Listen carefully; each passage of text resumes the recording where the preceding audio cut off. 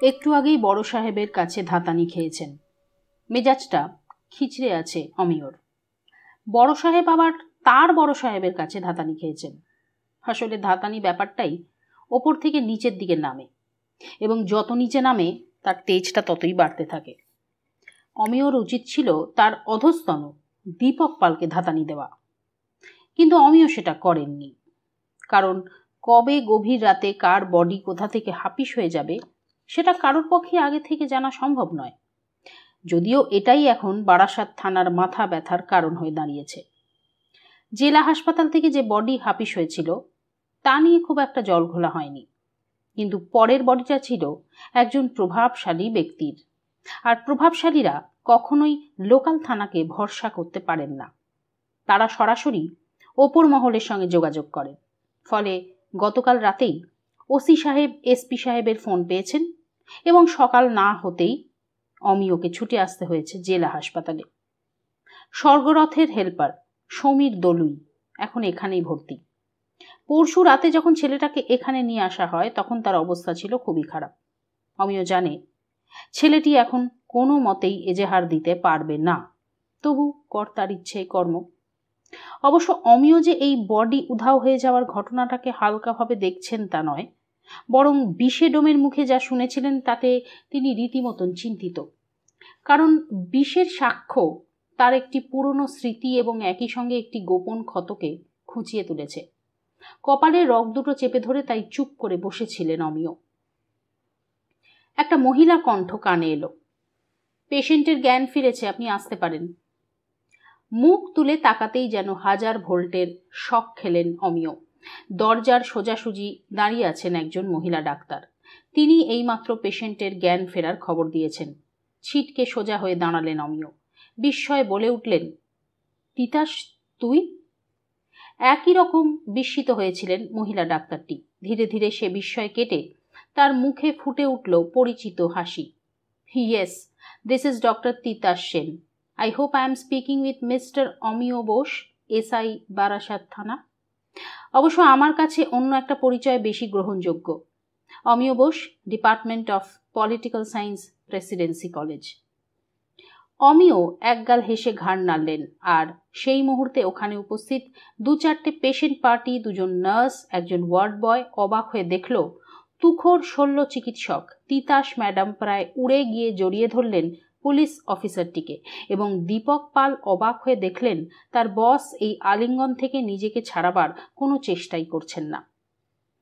আলিঙ্গন মুক্ত হয়ে প্রথম কথাটা অমিয়ই বলল, আমি আগেই দেখেছি পেশেন্ট ডক্টর তিতাস সেনের আন্ডারে আছে, কিন্তু বিশ্বাস কর সেই তিতাস যে এই তিতাস আমি সেটা ভাবতেও পারিনি। তিতাস বলল, আমাকেও বলা হয়েছিল বারাসাত থানার SI অমিয় বোস পেশেন্টের এজাহার নিতে আসবেন। শুনেই মাথাটা গরম হয়ে গেছিল জানিস তো। ক্রিটিক্যাল কন্ডিশনের পেশেন্ট, তার আবার এজাহার কি? কিন্তু অমিয় যে এই অমিয়, আমিও তো সেটা ভাবতে পারিনি। অমিয় চিন্তিত হয়ে পড়ল।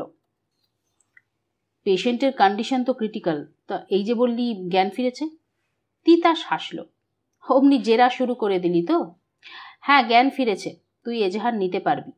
অবশ্য যে অবস্থায় এসেছিল অন্য কেউ হলে কবে রেসপন্স করতো সেটা বলা মুশকিল, কিন্তু এই পেশেন্টের সাথে আর 5 জনের বেশ একটু ফারাক আছে। পেশেন্টের নাম কই মাছ সমীর। মৃত্যুকে পাঞ্জায় হারিয়ে দেওয়াতে ওর খুব হাত যশ। অবাক হয়ে আমিও বলল, মানে? মানে তোকে পরে বোঝাবো, আগে ক্যাফেটেরিয়ায় চল, 1 কাপ কফি খাবো একসাথে, তারপরে অন্য কথা। এখন কফি খাবো না, মানে আগে কাজের কথাটা সেরে নিলে হতো না? আমায় কাজ দেখাস না তো, ছেলেটাকে আরেকটু রেস্ট নিতে দে। ধমকে উঠল তিতাস। এবারও অবাক হয়ে দীপক পাল দেখলেন মহিলা ডাক্তারটির কথায় বাধ্য ছাত্রের মতো ঘাড় নাড়লেন তার বস এবং বললেন, আসুন পালদা, 1 কাপ কফি তাহলে খাওয়া যাক। কফি খাওয়া সেরে বিল মিটিয়ে তিতাস বলল, তোরা আয়, আমি সমীরকে রেডি করছি। করিডোর দিয়ে হাঁটছিলেন অমিয় আর দীপক পাল। দীপক পাল বললেন, একটা কথা বলবো স্যার? না তাকিয়েই অমিয় উত্তর দিলেন, যা ভাবছেন তা নয়, ইনি আমার এক বন্ধুর প্রেমিকা, তাও আবার প্রাক্তন।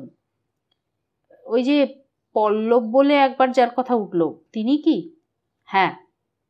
ও, তা উনি তো বললেনই 3 বছর পল্লববাবুর সাথে যোগাযোগ নেই। আচ্ছা, আর একটা কথা বলবো স্যার? ঘুরে তাকালেন অমিয়।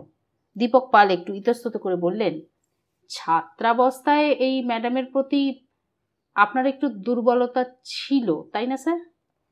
মুহূর্তে লজ্জিত হলেন অমিয়। এত বছর পরেও অধস্তন সহকর্মীর অভিজ্ঞ চোখে ধরা পড়ে গেছে তিতাসের প্রতি তার প্রচ্ছন্ন অনুরাগ। হ্যাঁ, অস্বীকার করবে কি করে অমিয় যে তিতাসকে তার ভালো লাগতো, বরং একটু বেশি রকমই লাগতো। কলেজ ফেস্টে আলাপ হয়েছিল তাদের। সেবার প্রেসিডেন্সির ফেস্ট মিলিউয়ের দায়িত্ব ছিল অমিয়দের ব্যাচ। অমিয়, সুপ্রতিম, পল্লব একেবারে জান প্রাণ দিয়ে খাটছে তখন। এবারের মিলিউকে গত 10 বছরের সেরা মিলিউ করে তুলতেই হবে। 4 দিন ধরে মিলিউ চলে। 4 দিনের শো স্টপার ফাইনাল হয়ে গেছে। প্রীতি পটেলের মণিপুরি ফায়ার ডান্স, চন্দ্রবিন্দু, কবি সুমন আর ইন্ডিয়ান ওশান। এছাড়াও রয়েছে আরও নানাবিধ ইভেন্ট। এর মধ্যেই একটা ইভেন্ট ছিল ব্যান্ডম্যানিয়া নামে, যেখানে বাইরের কলেজের ব্যান্ডরা পারফর্ম করত। সেই ইভেন্টে মেডিকেল কলেজের একটা ব্যান্ড নিজেদের নাম এন্ট্রি করিয়েছিল সেবার। ব্যান্ডের নাম লোকায়ত। মেডিকেল কলেজ এবং লোকায়ত নাম শুনেই ফ্যাক করে হেসে উঠেছিল পল্লব। বলেছিল, ডাক্তার এবং ফোক গান ভারী অদ্ভুত কম্বিনেশন তো। এরা কি গান গাইবে সেটা আমি এখনই বলে দিতে পারি। সুপ্রতিম বলেছিল, বল কি গাইবে? চেনা গানের সুর ধার করে পল্লব প্যারোডি গেয়ে উঠেছিল, আগে জানলে তোর ডাক্তারখানায় আসতাম না। হেসে উঠেছিল সবাই। এমনকি সদা গম্ভীর সঞ্জয়ের ঠোঁটেও দেখা দিয়েছিল হাসির রেখা। কিন্তু এই হাসাহাসি হাঁস ফিসফিসে পরিণত হয়েছিল লোকায়ত স্টেজে ওঠার পর। ব্যান্ডের ফ্রন্টম্যান, ব্যান্ডানা পরা এক ছিপছিপে সুন্দর শ্যামলা মেয়ে দরাজ গলায় গান ধরেছিল, কি ঘর বান্ধিমু আমি শূন্যেরও মাঝার, লোকে বলে ও বলে রে ঘর বাড়ি ভালা না আমার। বাংলার মাটি সুরের তালে তালে সেদিন প্রেসিডেন্সিকে নাচিয়ে ছেড়েছিল লোকায়ত। যথারীতি প্রথম পুরস্কার তারাই জিতেছিল, আর একই সাথে ব্যান্ডানা পরা মেয়েটি জিতে নিয়েছিল অনেকের হৃদয়। সেই তালিকায় অমিয় এবং পল্লবও ছিল। তারপর থেকে অনেকেই বিকেলবেলা ভিড় করত মেডিকেল কলেজের ক্যান্টিনে, নানা রকমভাবে তিতাসের চোখে পুরুষ শ্রেষ্ঠ হয়ে ওঠার চেষ্টা করত। কিন্তু কি জানি কি করে শুধুমাত্র গোটা চারেক কবিতা লিখেই তিতাসকে একেবারে বধ করে ফেলেছিল পল্লব।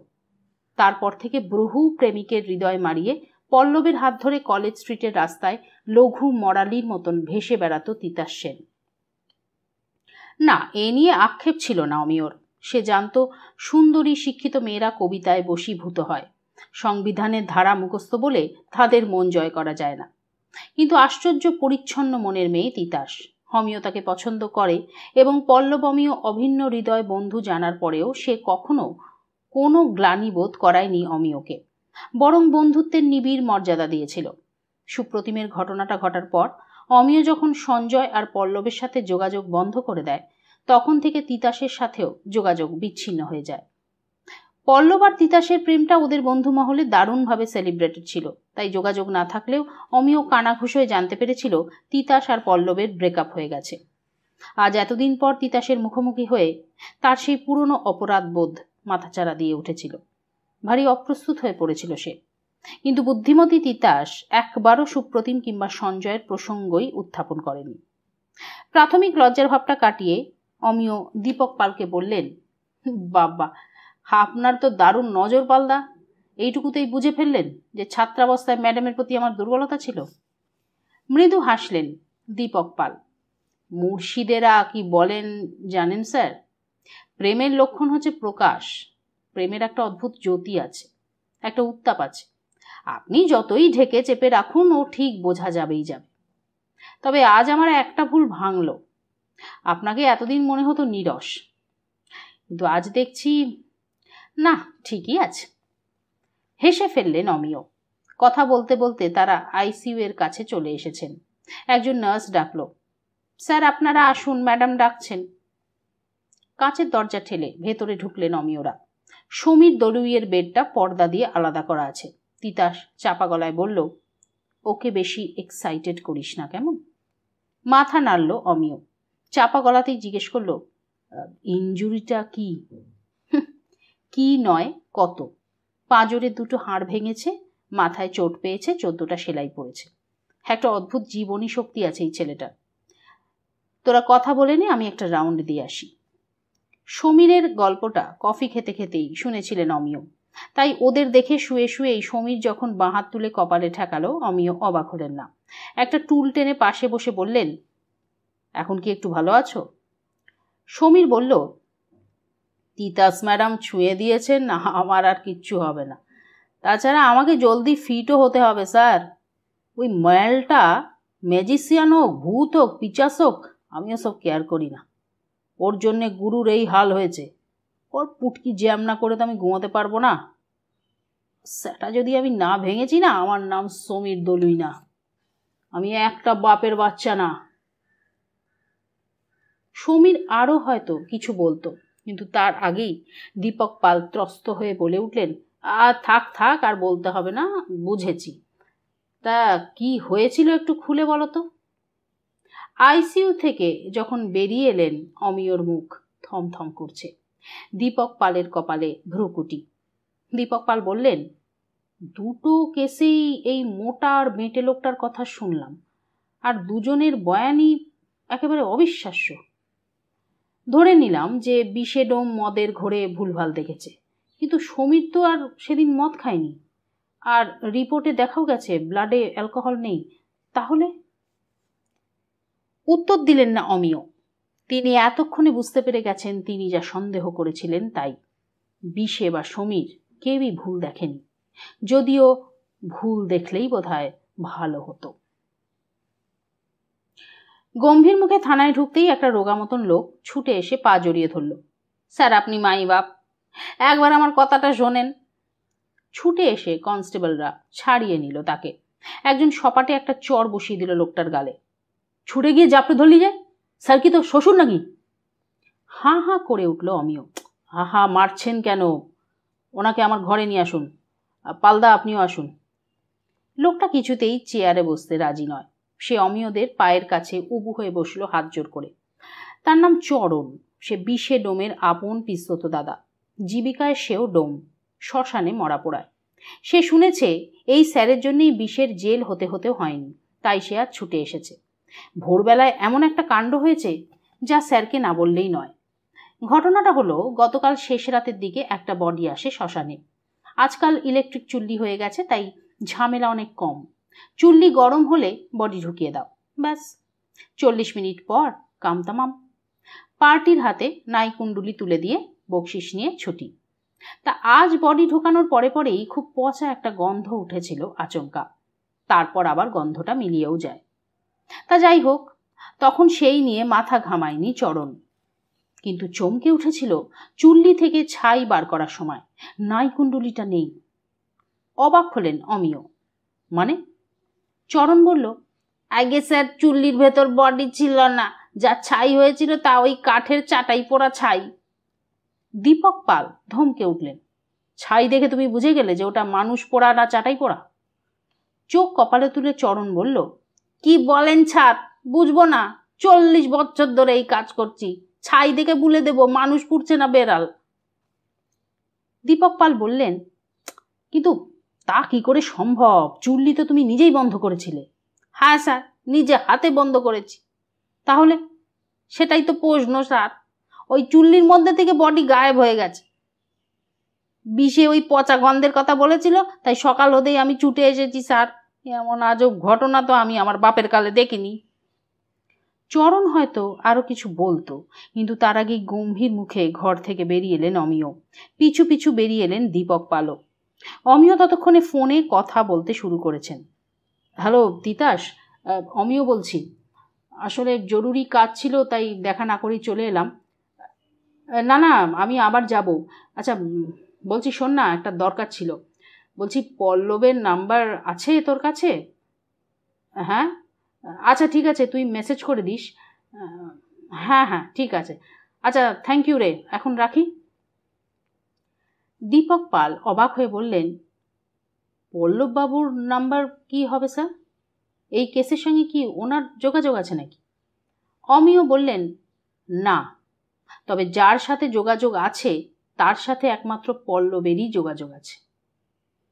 দীপক পাল চিন্তিত গলায় বললেন, কি ব্যাপার বলুন তো স্যার, আপনাকে অতিরিক্ত চিন্তিত লাগছে? কেসটার ব্যাপারে কি কিছু ধরতে পারলেন?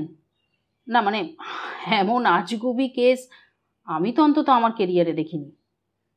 ক্লান্ত শোনালো অমিয়র কণ্ঠস্বর। বললেন, পেরেছি পাল্লা, আর সেই জন্যই আমি চিন্তিত। ভয়ানক অসম একটা লড়াইতে নামতে চলেছি আমরা। পল্লব বলল, নিউ টাউনের রাস্তাটা ধরে নিচ্ছি, 12 কিলোমিটার বেশি ঘোরা হয়, তবে এই বিকেলবেলা জ্যামটা কম থাকবে, আর রাস্তাটাও সুন্দর। সঞ্জয় বলল, যেটা ভালো হয় কর, কিন্তু দেরি হয়ে যাবে না তো? অমিয় যে বলেছিল দেরি না করতে। পল্লব একটুক্ষণ তাকিয়ে রইল সঞ্জয়ের দিকে, তারপর বলল, আমি মানুষটা ভালোই, কিন্তু তুই আমার থেকেও ভালো। না না, সেটা কথা না পল্লব, আমি তো তোকে শুরু থেকেই বলছি বিপদটা আমার একার নয়, এই বিপদটা অনেকের। বাই চান্স অমিয় সেটায় জড়িয়ে পড়েছে, আর আমি তো কোনো ইঙ্গিতই পাচ্ছিলাম না যে বিপদটা কোন দিক থেকে আসতে পারে। এখন সেটার যখন একটা সূত্র পাওয়া গেছে, তখন আর পুরনো কথা মনে রেখে সেটাকে অগ্রাহ্য করাটা তো মূর্খামি, তাই না? তাছাড়া দেখ, অমিয় তো আমাদের বন্ধু, আমি আজও ওকে ভালোই বাসি। যতই রাগ করিস না কেন, আমি জানি তুইও বাসিস। উত্তর দিল না পল্লব, গাড়িটাকে ঠেলে দিল 5th গিয়ারে। নিউ টাউনের প্রশস্ত রাস্তায় হু হু করে ছুটতে লাগলো পল্লবের নতুন স্যান্ট্রোটা। অমিয়র ফোনটা এসেছিল 11টা নাগাদ। গত রাতে সঞ্জয়ের ঘুমোতে খুব সমস্যা হচ্ছিল, অনেক কষ্টে ঘুম এসেছিল ভোরের দিকে। পল্লবও জেগেছিল সঞ্জয় না ঘুমানো অবধি, ফলে আজকে উঠতে একটু বেলাই হয়েছিল। বেলা করেই তাই ব্রেকফাস্ট করছিল দুজনে। তখনই বেজে উঠেছিল পল্লবের ফোনটা। আননোন নাম্বার দেখে প্রথমবার ধরেনি পল্লব। মিনিট 5 বাদে সেই একই নম্বর থেকে আবার ফোন। এবার ফোনটা রিসিভ করেছিল পল্লব। হ্যালো, কে বলছেন? উল্টো দিক থেকে উত্তর এসেছিল, পল্লব, আমি অমিয় বলছি। প্রায় 30 সেকেন্ড চুপ করে থেকেছিল পল্লব, তারপর কঠিন গলায় বলে উঠেছিল, সরি, রং নাম্বার। ফোনটা কেটে দিতে যাবে, ওপার থেকে ভেসে এসেছিল অমিয়র আরতি। পল্লব, প্লিজ ফোনটা কেটে দিস না। পল্লব, আমি জানি এটাই তোর নাম্বার, আমি তিতাসের কাছ থেকে তোর নাম্বারটা জোগাড় করেছি। তিতাস নামটা শুনে থমকে গেছিল পল্লব। মানুষের মনস্তত্ত্ব বড়ই জটিল, একই সাথে একাধিক অনুভূতির খেলা চলে তার অবচেতনে। অমিয়র গলা শুনে যেমন অতীত থেকে একরাশ অভিমান আর রাগ উঠে এসে ফোন কেটে দিতে চেয়েছিল, তেমনি তিতাস নামটা শুনে অন্য এক সম্ভাবনায় পুলকিত হয়ে উঠেছিল পল্লবের হৃদয়। অমিয় তিতাসের থেকে তার নম্বর পেয়েছে, তার মানে তিতাসের সঙ্গে অমিয়র যোগাযোগ আছে। অমিয়র সূত্র ধরে তবে কি একবার হলেও তিতাসের দেখা পাওয়া যাবে? 3 বছর বড় কম সময় নয়, কিন্তু একটা মানুষকে ভুলে যাওয়ার পক্ষে খুবই কম। আসলে মনে রাখা যত সোজা, ভুলে যাওয়া তত সোজা নয়। পল্লবের সমস্ত সত্তা জুড়ে আজও তিতাস অমলিন। এখনো বিকেলবেলা পশ্চিমের জানলাটার কাছে দাঁড়ালেই পল্লবের মনে হয় তিতাস তার ঠিক পেছনেই দাঁড়িয়ে আছে। এক্ষুনি পেলব করতলে চেপে ধরবে তার চোখ। তিতাসের চুলের সুবাসে মেদুর হয়ে উঠবে হলুদ বিকেল। চোখ থেকে হাত সরিয়ে পল্লব ঘুরে তাকাবে তিতাসের দিকে। কোণে দেখা আলোয় তিতাসকে মনে হবে যেন বিকাশবাবুর অয়েল পেন্টিং। ঘোর লেগে যাবে পল্লবের চোখে। তিতাস বলবে, কি দেখিস অমন করে? পল্লব ফিসফিস করে বলবে, দিস ইজ নট রিয়েলিটি।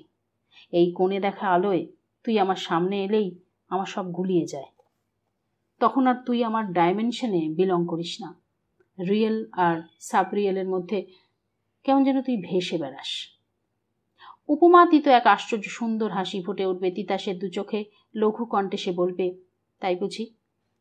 তারপরই সে এগিয়ে আসবে পল্লবের দিকে, দুহাতে খুলে দেবে পল্লবের শার্টের প্রথম 4টি বোতাম, উন্মুক্ত করে দেবে পল্লবের বুক।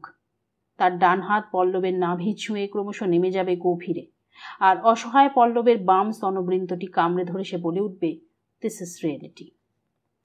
এরপরে যদি পল্লব মরে গিয়ে থাকে তবে কি তাকে দোষ দেওয়া যায়? এই সমস্ত মৃত্যুগুলোই একত্রিত হয়ে পল্লবকে ফোনটা কাটতে দিল না। পল্লব বলে উঠল, ফোন করেছিস কেন? জেলা হাসপাতাল থেকে শুরু করে স্বর্গরথের অ্যাক্সিডেন্ট এবং চরণ ডোমের মুখে শোনা চুল্লির ভেতর থেকে বডি উধাও হয়ে যাওয়া অবধি সবটাই পল্লবকে খুলে বলেছিল অমিয়। তিতাসের সঙ্গে তার কিভাবে দেখা হয়ে গেছে তাও বলেছিল, এবং সব কিছুর পরে বলেছিল, আমার মন বলছে এগুলো সব গেনুর কীর্তি, একটু সঞ্জয়ের সঙ্গে যোগাযোগ করিয়ে দিবি? গলাটা ফের কঠিন হয়ে গেছিল পল্লবের। কেন, তোর কি ধারণা সঞ্জয় গেনুকে দিয়ে এগুলো করাচ্ছে? ফোনটা আসার পরেই পল্লবের অভিব্যক্তির বদল দেখে ভুরু কুঁচকে তাকিয়েছিল সঞ্জয়, কিন্তু কোনো প্রশ্ন করেনি। এবারে একই সঙ্গে তার আর গেনুর নাম উচ্চারিত হতে দেখে বিস্ময়ে চেয়ার ছেড়ে উঠে দাঁড়িয়েছিল সে। হাতের ইশারায় তাকে বসতে বলেছিল পল্লব। ততক্ষণে ওপার থেকে অমিয় কাতর গলায় বলে উঠেছিল, না না, তুই আমাকে ভুল বুঝছিস পল্লব। আরে আমি কি পাগল নাকি যে ভাববো যে সঞ্জয় এগুলো করাচ্ছে? কেন, সেবার যখন ভাবতে পেরেছিলি এবার না ভাবার কি আছে? নিষ্ঠুর ব্যঙ্গ ঝরে পড়েছিল পল্লবের গলায়। কয়েক মুহূর্ত নীরবতার পর অমিয় বলেছিল, ভুল করেছিলাম রে, ভুল করেছিলাম। সেই অপরাধবোধ আজও আমি বয়ে বেড়াচ্ছি। হয়তো এটাই সঞ্জয়ের কাছে আমার ক্ষমা চাওয়ার সুযোগ। একটু ভেবে পল্লব বলেছিল, তোর কথা বিশ্বাস করতে ইচ্ছে আমার করছে Amiya, but can I trust you? মানে তুই তো পুলিশ, এই কেসগুলোর সঙ্গে মিশিয়ে তুই সেই পুরনো কেসটা আবার খুঁচিয়ে যে তুলবি না, তার কি কোনো গ্যারেন্টি আছে? আবার খানিকটা সময় নিয়েছিল অমিয়। পুরনো বন্ধুর কষাঘাতে রক্তক্ষরণ সামলাতে যতটা সময় নেওয়া উচিত ততটা সময় নিয়েই বলেছিল, দেখ, প্রথমত ওই কেসে সঞ্জয় বেকসুর খালাস পেয়ে গেছিল, আদালতে প্রমাণ হয়েছিল ওটা একটা দুর্ঘটনা। দ্বিতীয়ত, কথা কেটে পল্লব বলেছিল, না না, ওসব আমাকে শোনাতে আসিস না, কারণ পুলিশ সব পারে। আমি স্পষ্ট করে বলে দিচ্ছি অমিয়, সঞ্জয়কে নিয়ে কোনো রকম টানাটানি কিন্তু আমি বরদাস্ত করব না। বড় করুণ শোনাচ্ছিল অমিয়র গলাটা। সে বলেছিল, আমাকে একটা চান্স দিয়েই দেখ না। বেশ, আমি সঞ্জয়ের সাথে কথা বলে তোকে জানাচ্ছি।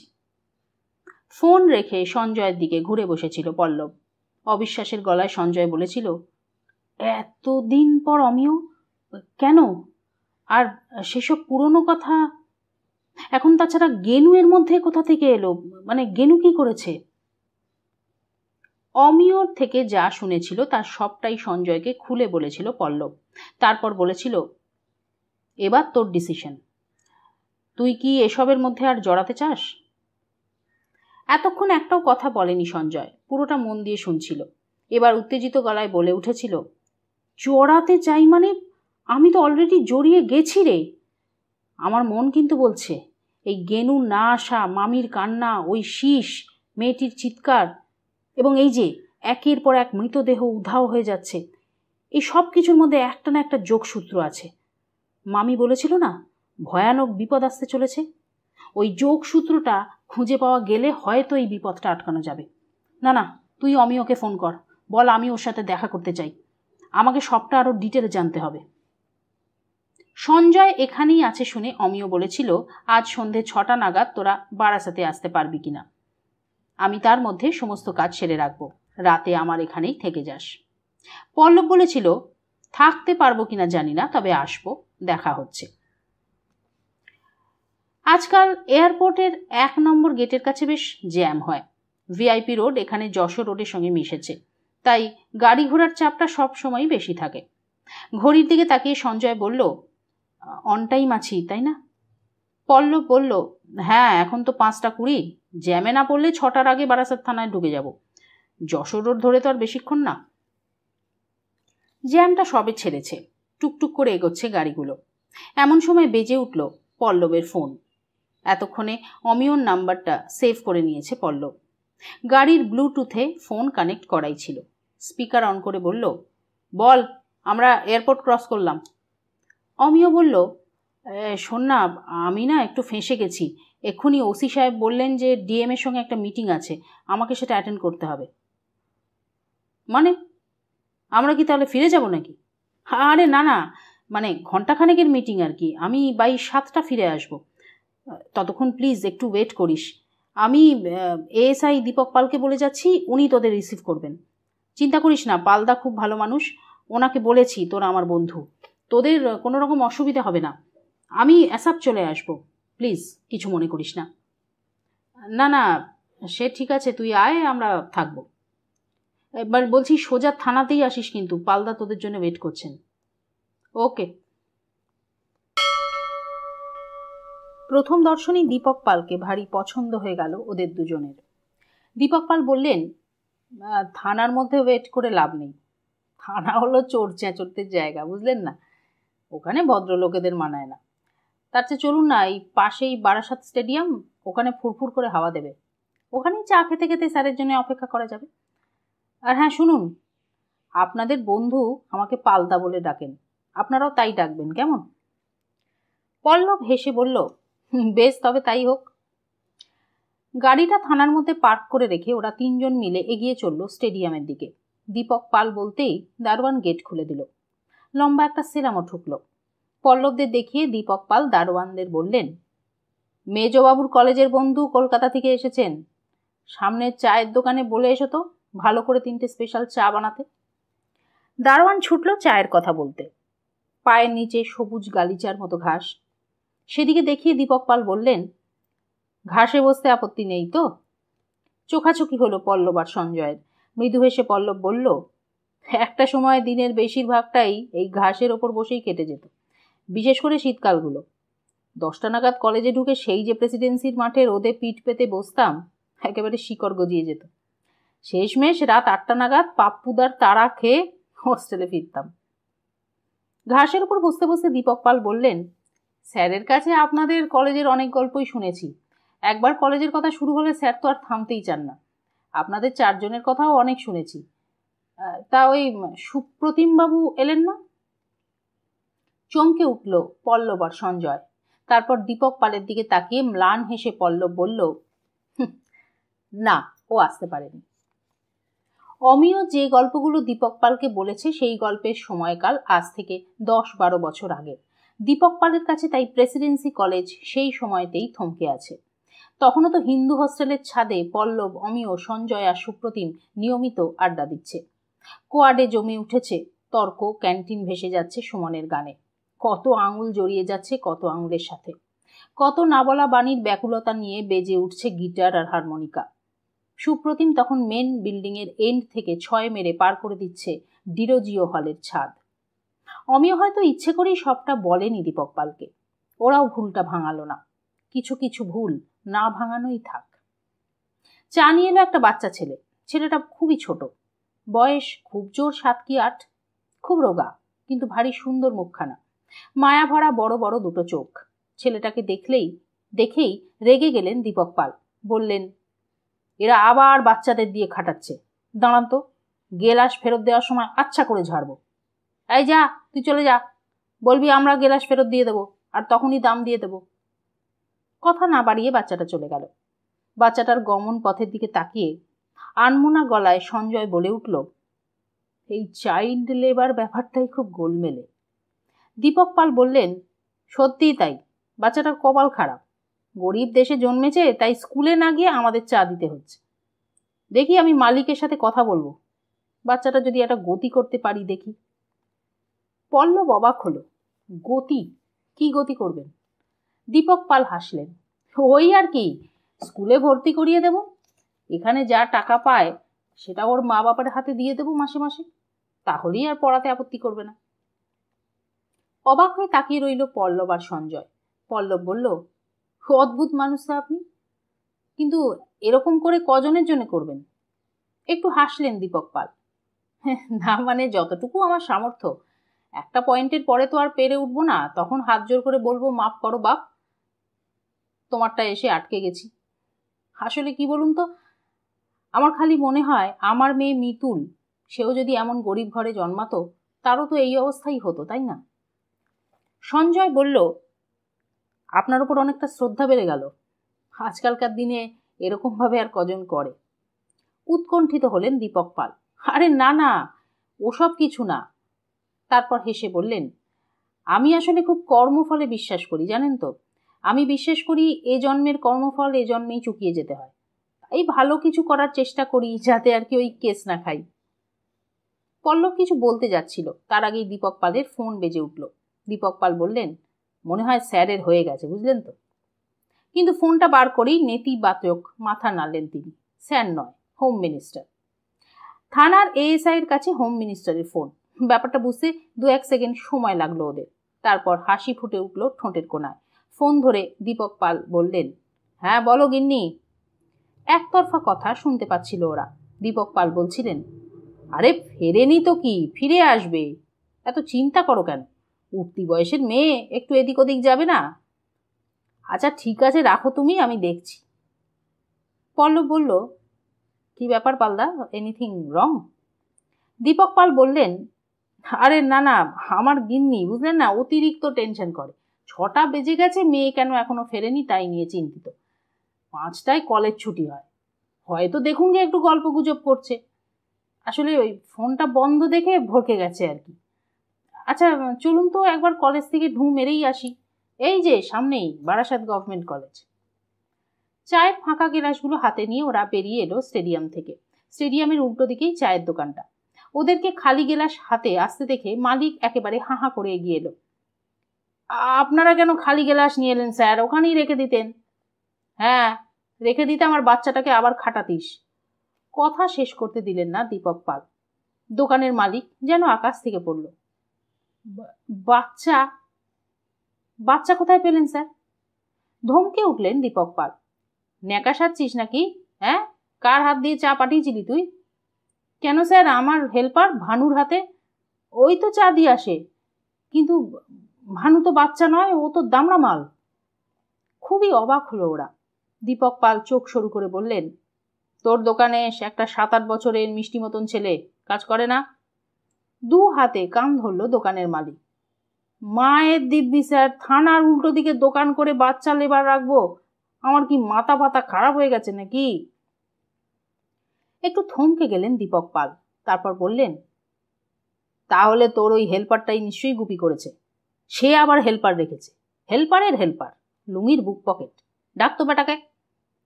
মালিক বলল, স্যার ওকে তো একটু আগে ছুটি দিয়ে দিলাম, মায়ের অসুখ বলছিল। কাল তো আসবে স্যার, আমি নিজে কান ধরে ওকে আপনার সামনে হাজির করাবো। যদি ও এ কাজ করে থাকে, ওকে দিয়ে আপনার জুতো চাটাবো স্যার। ঠিক আছে, কাল ওকে নিয়ে আসবি। আসুন এদিকে কলেজ। পথ দেখিয়ে ওদের কলেজের সামনে নিয়ে এলেন দীপক পাল। কিন্তু এসেই চমকে উঠল ওরা। কলেজ একেবারে শুনশান, গেট বন্ধ ভেতর থেকে। বাইরে থেকে যতটুকু দেখা যাচ্ছে তাতে বোঝাই যাচ্ছে ভেতরে কোনো ছাত্রছাত্রী নেই। আপন মনেই বলে উঠলেন দীপক পাল, কি হলো ব্যাপারটা? তারপর দ্রুত পায়ে এগিয়ে গেলেন গেটের কাছে। মোটা লোহার শেকলের সঙ্গে তালা আটকানো, সেটা ধরে ঝাঁকিয়ে ডাক দিলেন, সিকিউরিটি, সিকিউরিটি। সিকিউরিটির এজেন্সির পোশাক পরা একজন মাঝবয়সী গার্ড তড়িঘড়ি এগিয়ে এলো ভেতর থেকে। কি ব্যাপার স্যার? এখনই কলেজ এমন শুনশান কেন? 5টায় তো ছুটি হয়, ছেলেপুলেরা কোথায়? গার্ড বলল, আগে কলেজের একজন প্রাক্তন প্রিন্সিপাল মারা গেছেন স্যার, কলেজ তো আজকে 1:30টায় ছুটি হয়ে গেছে। পল্লব আর সঞ্জয় দেখল মুহূর্তের মধ্যে একরাশ টেনশন এসে ভর করলো দীপক পালের সদা হাস্যময় মুখটায়। রীতিমতো বিপন্ন গলায় তিনি বলে উঠলেন, সে কি, তাহলে মিতুল কোথায় গেল?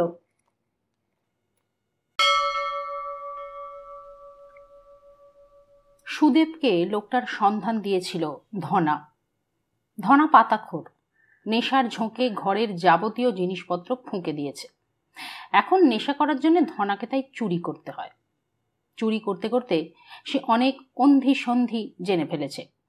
শ্মশানে কবরে ঘুরে ঘুরে অনেক তান্ত্রিক মান্ত্রিকের সাথেও তার হেভি জান পহচান হয়ে গেছে।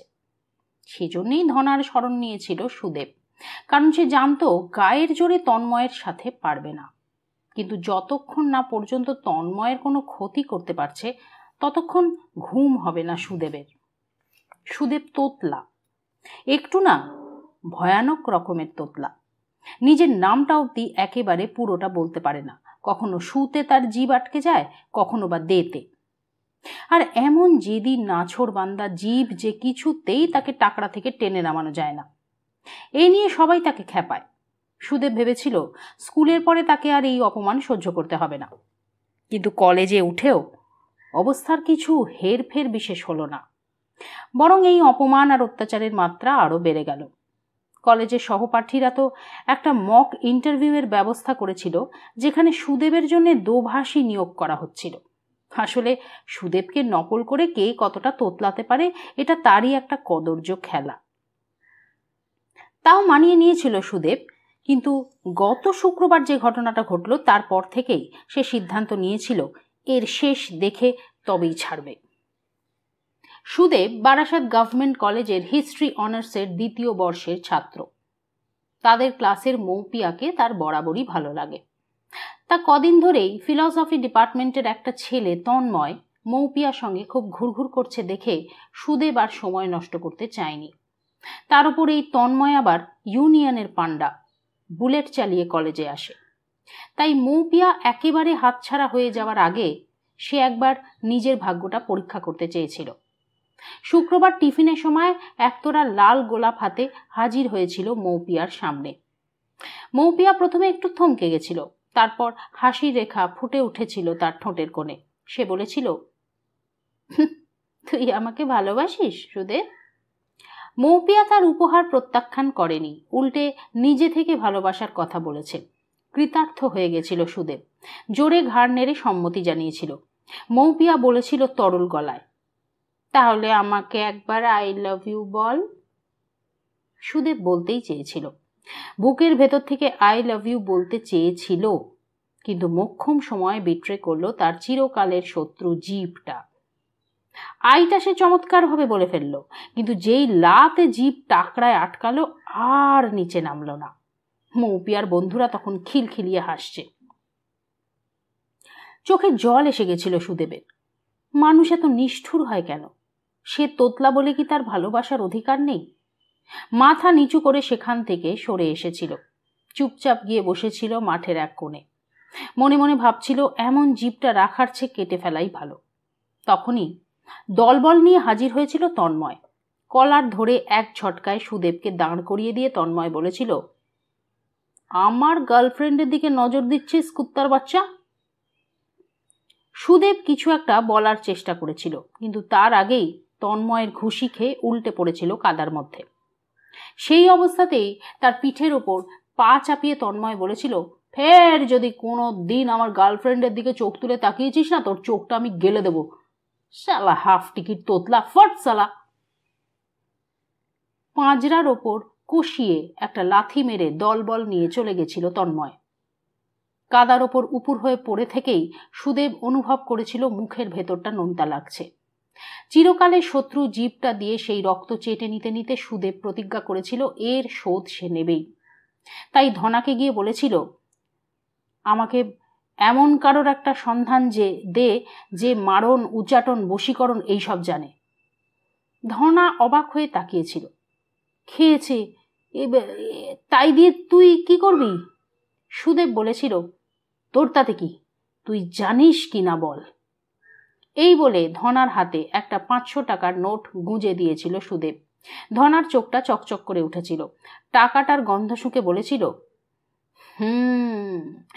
বারাসাত স্টেশনের 5 নম্বর প্ল্যাটফর্মের একদম শেষে জঙ্গল মতো একটা জায়গা আছে না, ওখানে মাঝে মাঝে একটা বুড়ো মতন ভিকিরি এসে বসে থাকে দেখবি। আমার ভিকিরি চাই না, তান্ত্রিক চাই। ঝাঁঝিয়ে উঠেছিল সুদেব।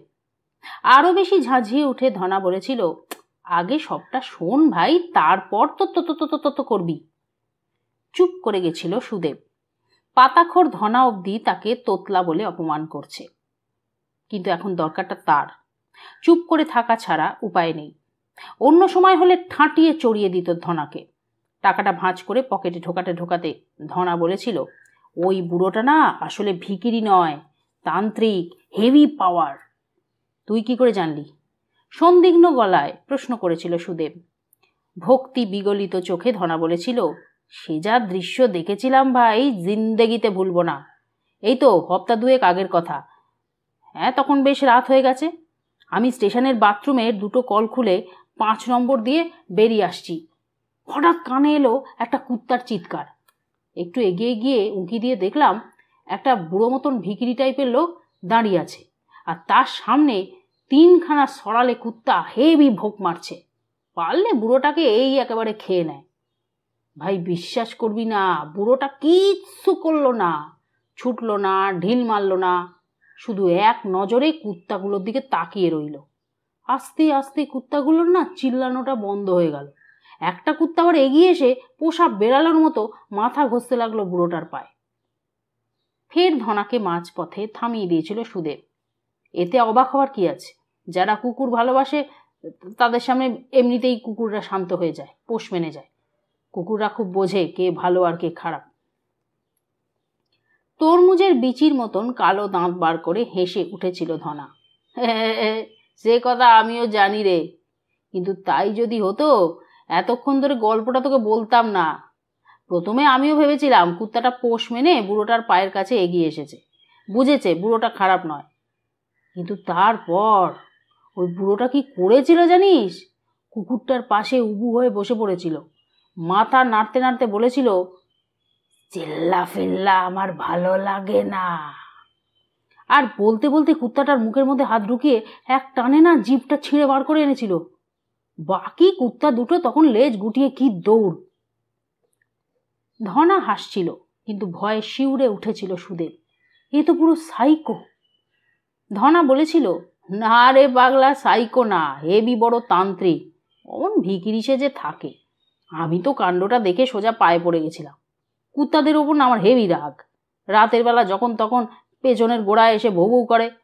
আমার কাছে গাঁজা ছিল, বাবাকে সেজে দিলাম। বাবা বলল, একটা দরকারে কদিন এখানে থাকবো। কাউকে বলতে বারণ করেছিল জানিস তো, তুই তো আমার বন্ধু, তার ওপর আবার মাল্লু দিলি। বাবার কাছে হতে দে, লাগ ভালো থাকলে বাবার ফেভার পেয়ে যাবি। ওইসব বশীকরণ না হাতের ময়লা। প্রথমটা একটু ভয়ই পেয়েছিল সুদেব, কিন্তু পরে ভেবে দেখেছিল তারও জিভে প্রবলেম, এটা ঠিক। কিন্তু সে তো মোটেই চেঁচায় না, বরং সে ভালো করে কথা বলতেই পারে না। আশা করা যায় তার জিভটা অক্ষতই থাকবে। সাইকেল নিয়ে গুটি গুটি স্টেশনের দিকে রওনা দিয়েছিল সে। 5 নম্বর প্ল্যাটফর্মের শেষের দিকটা বড় বড় গাছে ঝুপসি হয়ে আছে। রেল কারখানার বাতিল যন্ত্রপাতি এখানেই ডাই করে রাখা হয়। জায়গাটা একটেরে, বেশি তেমন কেউ একটা আসে না এখানে। ওখানেই লোকটাকে দেখতে পেয়েছিল সুদেব। ধনা যেমন বুড়ো বলেছিল মোটেই ততটা বুড়ো নয়। মাথার চুলগুলো সাদা হয়েছে বটে, কিন্তু শরীরে ভাঙন ধরেনি। শক্তপোক্ত গাঁটওয়ালা হাত পা, মুখে খোঁচা খোঁচা দাড়ি, মাথা নিচু করে বসে কি যেন বিড়বিড় করছিল। এই লোকটা যে অত বড় তান্ত্রিক, এ কথা বিশ্বাস হয়নি সুদেবের। পাতাখোর ধনা নির্ঘাত উল্টো পাল্টা বলে টাকাটা গাব করেছে। কিন্তু সাইকেলটা স্ট্যান্ড করে রেখে দুপা এগোতেই চকিতে চোখ তুলে তার দিকে তাকিয়েছিল লোকটা। আর তাতেই অন্তরাত্মা অবধি শুকিয়ে গেছিল সুদেবের। মানুষের চোখে যে অমন ঘেন্না থাকতে পারে, সুদেব তা কল্পনাই করতে পারে না। ওই হিম শীতল দৃষ্টি যেন সারা দুনিয়ার প্রতি উগড়ে দিচ্ছিল একরাশ বমি। থতমত খেয়ে পিছিয়ে এসেছিল সুদেব। তার বেশ ভয় ভয় করছিল। ফিরে যাবে কিনা ভাবছে, এমন সময় লোকটা বলে উঠেছিল, কে ছেলেটাকে একেবারে মেরে ফেলতে চাস? এত আশ্চর্য বহুকাল হয়নি সুদেব। লোকটা তার মনের গোপন কথা পড়ে ফেলেছে। ছুটে গিয়ে লোকটার সামনে হাত জোর করে বসে বলেছিল, বাবা আপনি সিদ্ধ পুরুষ, আমাকে দয়া করুন। এই কটা কথা বলতে যথারীতি অনেকটা কসরত করতে হয়েছিল সুদেবকে। তার অবস্থা দেখে লোকটা ফ্যাক করে হেসে ফেলেছিল। তোতলাবি তো কথাটা বলবি কখন? তারপরই আচমকা চুলের মুঠি ধরেছিল সুদেবের। ভয়ে কেঁপে উঠেছিল সুদেব। তার মনে পড়ে গেছিল কুকুরের জিভ ছেঁড়ার ঘটনাটা। সে প্রাণপণে চেঁচিয়ে উঠেছিল, ছেড়ে দিন, ছেড়ে দিন আমায়, আমি কিছু করিনি, আমি বাড়ি যাব। কিন্তু চেঁচাতে চেঁচাতেই সুদেব অবাক হয়ে লক্ষ্য করেছিল সে আর একটুও তোতলাচ্ছে না। বেয়ারা জিভটা একবারও আটকায়নি। স্তব্ধ বিস্ময়ে লোকটার দিকে তাকিয়েছিল সুদেব।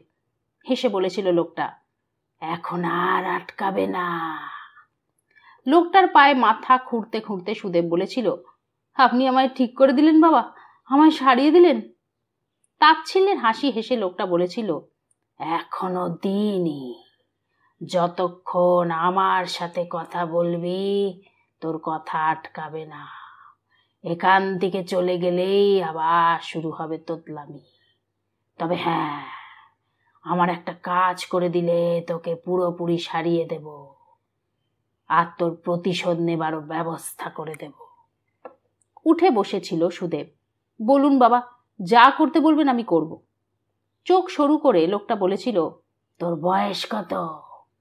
আগে বাবা 20। তোর বয়সী একটা মেয়ের সন্ধান এনে দে আমায়, যার এবারের মাসিকটা সদ্য শুরু হয়েছে। এমন অদ্ভুত কথা জীবনে শোনেনি সুদেব। এর থেকে তো চাঁদ এনে দেওয়া সহজ ছিল। কোন মেয়ের সদ্য পিরিয়ড শুরু হয়েছে সে জানবে কি করে? এমনিতেই মেয়েরা তাকে পাত্তা দেয় না, সাধারণ কথাই বলে না সেখানে পিরিয়ডস। হাঁ করে তাকিয়েছিল সে লোকটার দিকে। সুদেবের চোখে চোখ রেখে লোকটা বলেছিল, পারবা না পারবা না? অনেকটা সাহস সঞ্চয় করে সুদেব বলেছিল, বাবা আপনি তো সিদ্ধ পুরুষ, এই সামান্য কাজের জন্য আমায় কেন বলছেন? গম্ভীর হয়ে লোকটা বলেছিল, মেয়েদের যখন মাসিক চলে তখন তারা আদ্যা শক্তি মহামায়ার আশীর্বাদ লাভ করে। তাদের কাছে আমি যেতে পারবো না, কারণ আমার শক্তিটা বিপরীত শক্তি। কিন্তু তুই শক্তিহীন, তুই যেতে পারবি। আর গিয়ে ওই মেয়েটার শরীরে এটা বেঁধে দিবি। ঝোলা থেকে লাল সুতো জড়ানো একটা কালো শুকনো শিকড়ের টুকরো বের করেছিল লোকটা। সেটা সুদেবের হাতে দিয়ে বলেছিল, মেয়েটা এতে অসুচি হয়ে যাবে, মহামায়ার আশীর্বাদ কাজ করবে না, এটুকুই তার কাজ, বাকিটা সে বুঝে নেবে। সুদেবের তখন ছেড়ে দেমা কেঁদে বাঁচি অবস্থা। একে তো জানতে হবে কোন মেয়ের সদ্য পিরিয়ড শুরু হয়েছে, তার উপর তার শরীরে এই শিকড়টা আবার বেঁধে দিতে হবে। সুদেব স্পষ্টই দেখতে পাচ্ছিল খবরের কাগজের হেডিং, গণপিটুনিতে মৃত কলেজ ছাত্র।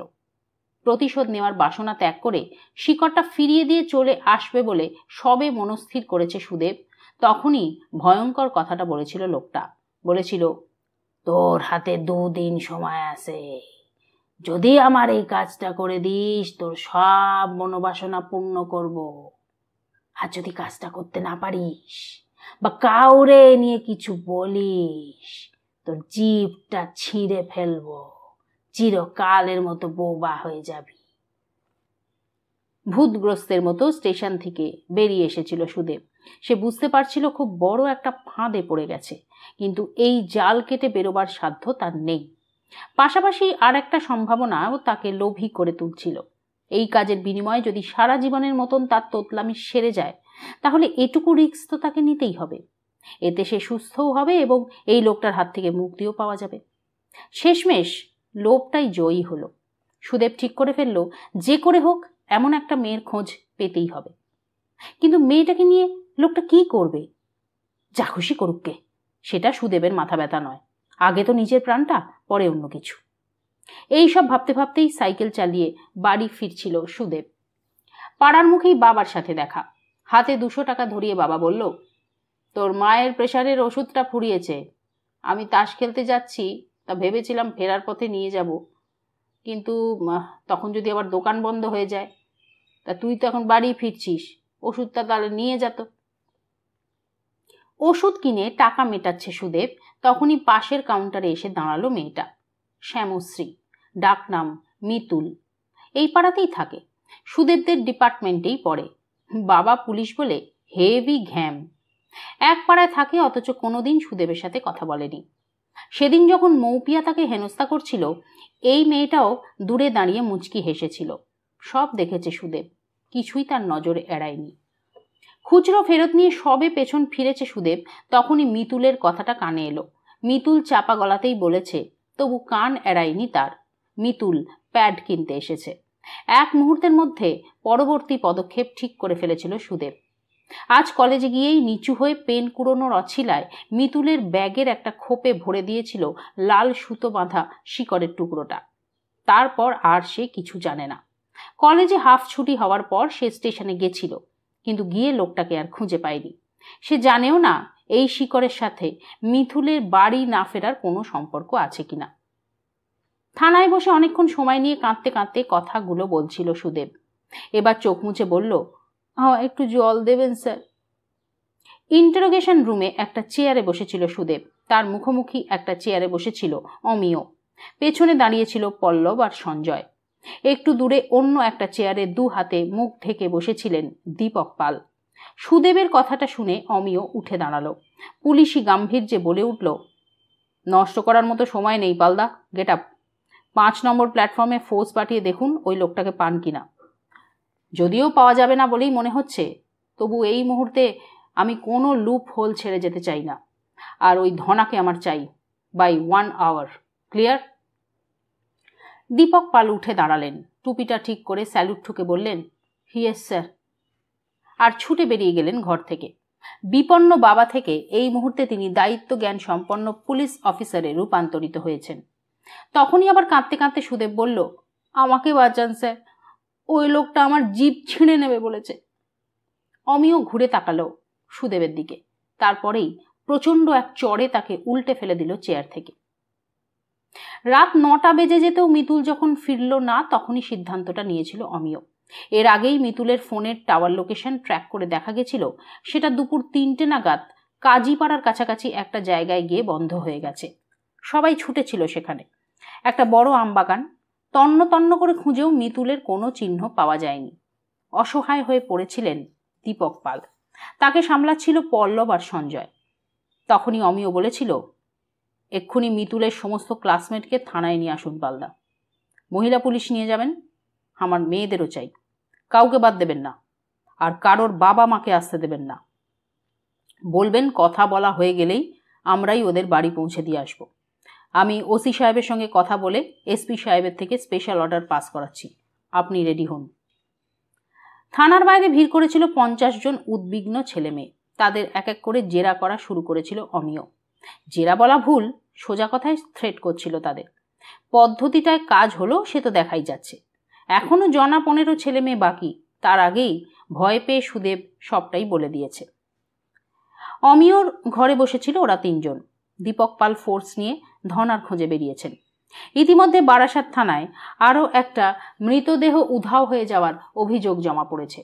এবারে বডিটা গায়েব হয়েছে একটা বেসরকারি নার্সিং হোম থেকে। ওসি সাহেব নিজেই গেছেন সেখানে। 2 হাতে মাথা চেপে ধরে অমিয় বলল, মনে হচ্ছে এবার পাগল হয়ে যাব।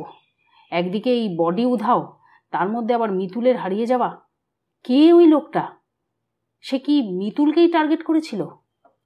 পল্লব বলল, কিন্তু এই সুদেব বলে ছেলেটা যদি সব সত্যি বলে থাকে, তাহলে তো মিতুল লোকটার টার্গেট নয়, যে কোনো মেয়ে হলেই চলতো, যার কিনা সদ্য পিরিয়ডস শুরু হয়েছে। টেবিলের ওপর ঘুষি মেরে অমিয় বলল, শালা পিরিয়ডসের সাথে কিডন্যাপের কি সম্পর্ক? আর যদি কেউ কিডন্যাপই করে থাকবে, এতক্ষণে তো একটা ফোন টোনও এলো না। না রে, আমার না সব কেমন একটা গুলিয়ে যাচ্ছে। এতক্ষণ আনমনা হয়ে সঞ্জয় কি যেন ভাবছিল, আচমকা বলে উঠল, আচ্ছা একবার সুদেবের কাছে চল তো, ওকে একটা কথা জিজ্ঞেস করার আছে। অবাক হলো পল্লব, কি কথা? চল না, তাড়াতাড়ি কর। সুদেবকে একটা আলাদা সেলে রাখা হয়েছে। অমিয়দের দেখেই আঁতকে উঠল সে। ভয়ে দেওয়ালের কোণে সেঁটে গেল। থরথর করে কাঁপছে ছেলেটা। অমিয় বলল, ভয় নেই, আর মারব না।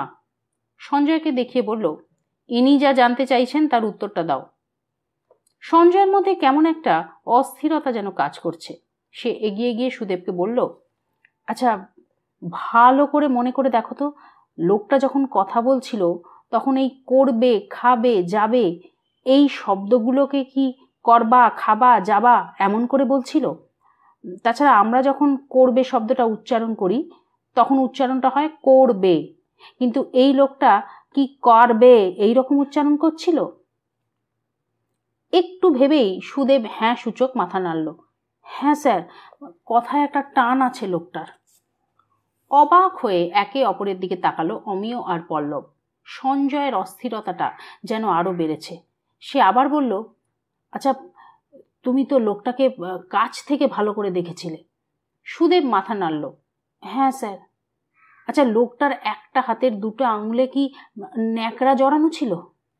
বিস্ফারিত চোখে সঞ্জয়ের দিকে তাকিয়ে রইল সুদেব। তার উত্তরের অপেক্ষা না করেই সঞ্জয় পেছন ফিরল। অমিয়কে বলল, যা বোঝার বুঝে গেছি। আজ থেকে 21 বছর আগে নিজের 2 ছেলে মেয়েকে খুনের দায়ে লোকনাথ চক্রবর্তী নামে একটা লোকের 14 বছরের জেল হয়। আচ্ছা, খোঁজ নিতে পারবি লোকটা জেল থেকে বেরিয়ে কি কি করেছে, কোথায় গেছে? মৃতদেহ উধাও আর মিতুলের হারিয়ে যাওয়া কোনো বিচ্ছিন্ন ঘটনা নয় রে। এই দুয়ের মধ্যে নিবিড় যোগাযোগ আছে। আমার আগেই বোঝা উচিত ছিল। গেনু তো নিজে থেকে কিছু করতে পারে না, সে তো হুকুমের চাকর মাত্র। তীব্র বিস্ময়ে পল্লব বলল, লোকনাথ চক্রবর্তী? ঘাড় নাড়ল সঞ্জয়। ঠিক ধরেছিস, আমার সেই মামা, যে আমায় বলি দেবে বলে নিয়ে গেছিল।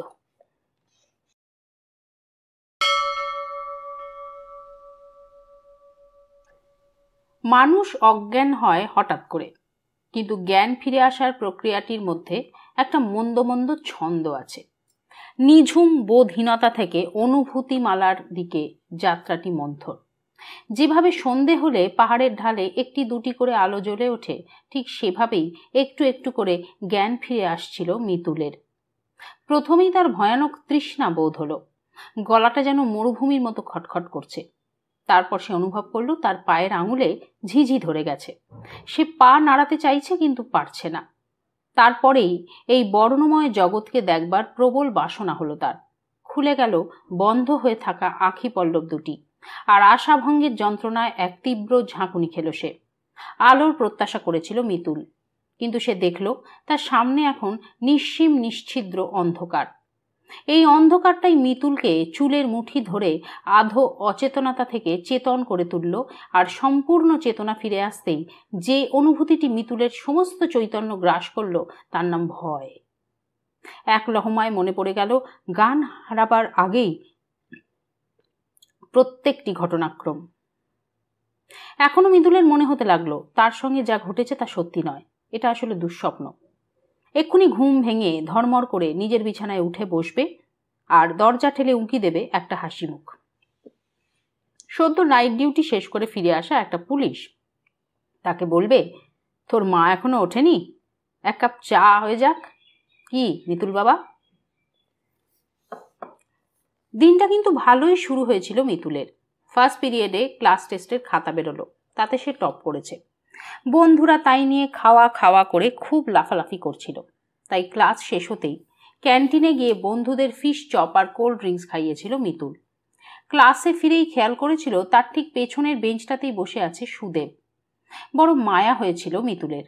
আহারে, সেদিন ছেলেটা বড়ই হেনস্থা হয়েছে। মৌপিয়া একটু বেশি বাড়াবাড়ি করে ফেলেছিল। অবশ্য সেও হেসে ফেলেছিল কাণ্ডটা দেখে, কিন্তু এখন হঠাৎ করেই সুদেবের জন্যে কষ্ট হতে লাগলো তার। সে ঠিক করে ফেলেছিল ছুটির পরেই সুদেবের কাছে ক্ষমা চাইবে। তারা একই পাড়ায় থাকে, একই সাবজেক্টে অনার্স, তবু কোনোদিন কথা হয়নি। ক্ষমা চাইতে গিয়ে কথা বলাও হয়ে যাবে। সেই পিরিয়ডেই ঘোষণা হলো প্রাক্তন প্রিন্সিপাল মারা গেছেন বলে কলেজ হাফ ছুটি হয়ে যাবে। অপ্রত্যাশিত ছুটি পেলে কে না খুশি হয়। মিতুলও হয়েছিল। ভেবেছিল ফেরার পথে থানায় বাবার সঙ্গে দেখা করে যাবে। অসময়ে মিতুলকে দেখে নিশ্চয়ই চমকে উঠবে বাবা। কিন্তু তারপরেই আচমকা মাথাটা ধরে গেল। কোথাও কিছু নেই, মাথার মধ্যে একটা চাপ ধরা ভাব। কাল রাত থেকে পিরিয়ড শুরু হয়েছে। পেটে ব্যথাটাও যেন হঠাৎ করে বেড়ে গেল। মেজাজটাই খারাপ হয়ে গেল মিতুলের। ডিপার্টমেন্টের ফার্স্ট এড বক্স থেকে একটা স্যারিডনও খেলো, কিন্তু মাথা ব্যথাটা কিছুতেই ছাড়ল না।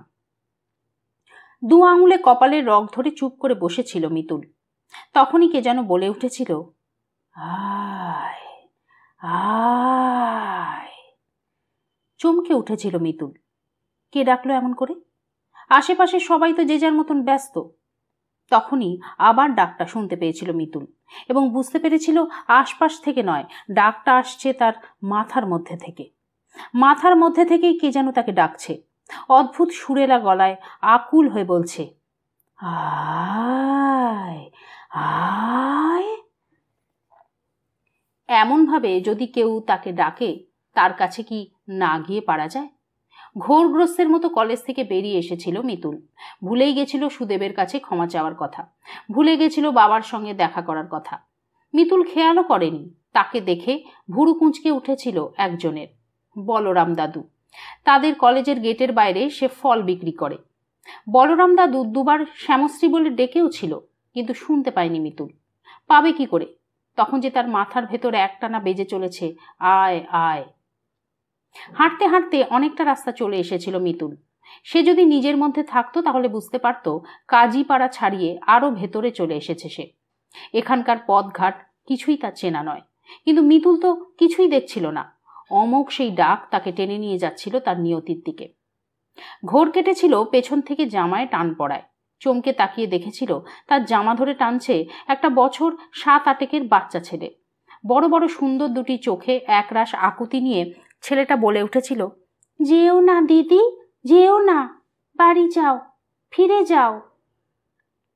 কয়েক মুহূর্তের জন্য নিজের মধ্যে ফিরে এসেছিল মিতুল।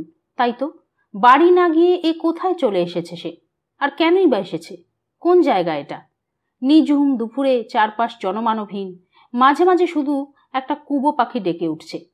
খুব ভয় পেয়ে প্রথমেই বাবার কথা মনে পড়েছিল মিতুলের। দ্রুত হাতে ব্যাগ খুলেছিল সে। বাবাকে ফোন করতে হবে এখনই। তার সাথে যে কি হচ্ছে সে তো বুঝতে পারছে না, কিন্তু ফোন বার করতে গিয়েই হাতে উঠে এসেছিল অদ্ভুত জিনিসটা। একটা শুকনো মতন কালো শিকড়ের টুকরো, তাতে লাল সুতো বাঁধা। আর সেটা হাতে নিতেই মাথার ভেতর ফিরে এসেছিল ডাকটা, এবং আগের থেকে সহস্র গুণ তীব্র হয়ে। ফের আত্মবিস্মৃত হয়েছিল মিতুল এবং শিকড়টা মুঠো করে পায়ে পায়ে এগিয়ে গেছিল সামনের আম বাগানটার দিকে। শুধু যেতে যেতে একবার পেছন ফিরে দেখেছিল বড় করুণ মুখে তার দিকে তাকিয়ে আছে মিষ্টিমতো ছেলেটা। বড় বড় গাছ চারপাশে। দিনের বেলাতেও প্রায় অন্ধকার হয়ে আছে জায়গাটা। শুকনো পাতায় ঢেকে আছে মাটি। ইতি উতি দু একটা সাপের খোলস। সেই সব মারিয়ে আরও ভেতরে ঢুকে যাচ্ছিল মিতুল। মিতুল যাচ্ছিল বলা ভুল, ডাকটাই তাকে টেনে নিয়ে যাচ্ছিল। এমন সময় একটা তীব্র পচা গন্ধে গা গুলিয়ে উঠেছিল মিতুলের, আর তখনই একটা কম বয়সী মেয়ে তাকে ডেকে উঠেছিল, খুকি এইদিকে। ঘুরে তাকিয়েই বজ্রাহত হয়ে গেছিল মিতুল। এমন ভয়ানক কদাকার জীব সে আগে কখনো দেখেনি। মানুষের মতন, অথচ সেই না মানুষটা ফোকলা মুখে খলখল করে হেসে উঠে বাচ্চা মেয়ের মতো রিনরিনে গলায় বলেছিল, ডরাও নাকি খুকি? ডর কিসের? আমি গেনু, কর্তার হুকুমের চাকর। কর্তায় তোমার পথে বসে আছে। আসো আসো, এইদিকে আসো। কালো বাজ পাখির নখের মতো বাঁকানো নখওয়ালা আঙুল তুলে সে নির্দেশ করেছিল একটা দিকে। মিতুল অবাক হয়ে দেখেছিল সে হাতে মাত্র 3টে আঙুল। এরপর আর কিছুই মনে নেই তার। প্রাথমিক ভয়টা কাটিয়ে উঠে মিতুল বোঝার চেষ্টা করছিল সে এখন কোথায় আছে। এমন কালিগোলা অন্ধকার যে কিচ্ছু দেখাই যাচ্ছে না। তবু সময়ের সাথে সাথে সবই সয়ে আসে, অন্ধকারও। একটু পরেই মিতুল বুঝতে পারল একটা টানা লম্বা ঘরের একটা কোনায় পড়ে আছে সে। ঘরটায় কিছু বড় বড় মেশিন ছড়িয়ে ছিটিয়ে আছে এদিক সেদিক। মিতুলের মনে হলো এটা কোনো পরিত্যক্ত কারখানা। তবে একটা ব্যাপারে মিতুল ভারী অবাক হলো। যেই তাকে এখানে ধরে আনুক, সে তাকে বেঁধে রাখেনি। এমনকি ব্যাগটাও তার পাশেই পড়ে আছে। খুব বিপদের সময় মানুষের মাথাটা আশ্চর্য রকমের ঠান্ডা হয়ে যায়। মিতুল দ্রুত সিদ্ধান্ত নিল যে করেই হোক তাকে এখান থেকে পালাতে হবে। যে বা যারা তাকে এখানে ধরে এনেছে তারা কনফিডেন্ট যে মিতুল এখান থেকে পালাতে পারবে না, তাই তাকে বেঁধে রাখেনি। কিন্তু এই চান্সটাই নিতে হবে মিতুলকে, এছাড়া দ্বিতীয় কোনো রাস্তা নেই। এদিক ওদিক দেখে সবে ব্যাগটা কাঁধে নিয়ে উঠে দাঁড়াতে যাবে মিতুল, তখনই ঘর ঘর শব্দ করে খুলে গেল ঘরের একটা প্রান্তের শাটার। সেখানে এসে দাঁড়িয়েছে একটা লোক। আলোটা তার পেছনে, ফলে লোকটার মুখটা দেখা যাচ্ছে না। শুধু লম্বা ছায়াটা এসে পড়েছে মিতুলের পায়ের কাছে। তীব্র ভয়ে জুবুথুবু হয়ে গেলেও এটা দেখে মিতুল আশ্বস্ত হলো যে এই লোকটা আর যাই হোক ওই কদাকার জীবটি নয়, কারণ সে ছিল যেমন বেটে তেমন মোটা। সুইচ টিপে ঘরের ভেতরকার একটা আলো জ্বালিয়ে দিল লোকটা। ধোঁয়াটে বাল্বের আবছা আলোয় মিতুল দেখলো সে ঠিকই আন্দাজ করেছিল, এটা একটা পরিত্যক্ত কারখানাই বটে। মাকড়সার জালের পরিমাণ দেখে বোঝা যাচ্ছে বহুদিন এখানে মানুষের আনাগোনা নেই। একই সাথে মিতুল লোকটাকেও দেখতে পেল। দোহারা চেহারার একটা বয়স্ক লোক, 2 হাতে তার 2খানা ঘটি। লোকটাকে দেখে মোটেই খুব একটা ভয়ঙ্কর কিছু বলে মনে হলো না মিতুলের। সবটা সাহস একত্রিত করে সে চেঁচিয়ে উঠল, কেন ধরে এনেছেন আমাকে? কি চান আপনারা? অদ্ভুত ব্যাপার, খুব নরম গলায় লোকটা বলল, সব বলবো মা, বলবো বলেই তো এলাম। তোমার ভয় নাই, জল আনছি, খেয়ে শান্ত হয়ে বসো। লোকটার বলার ধরনে একটু আশ্বস্ত হলো মিতুল। মা বলে যে ডাকে সে কি কখনো ক্ষতি করতে পারে? তবু লোকটার আনা জলটা নিতে মিতুল ঠিক সাহস পেল না।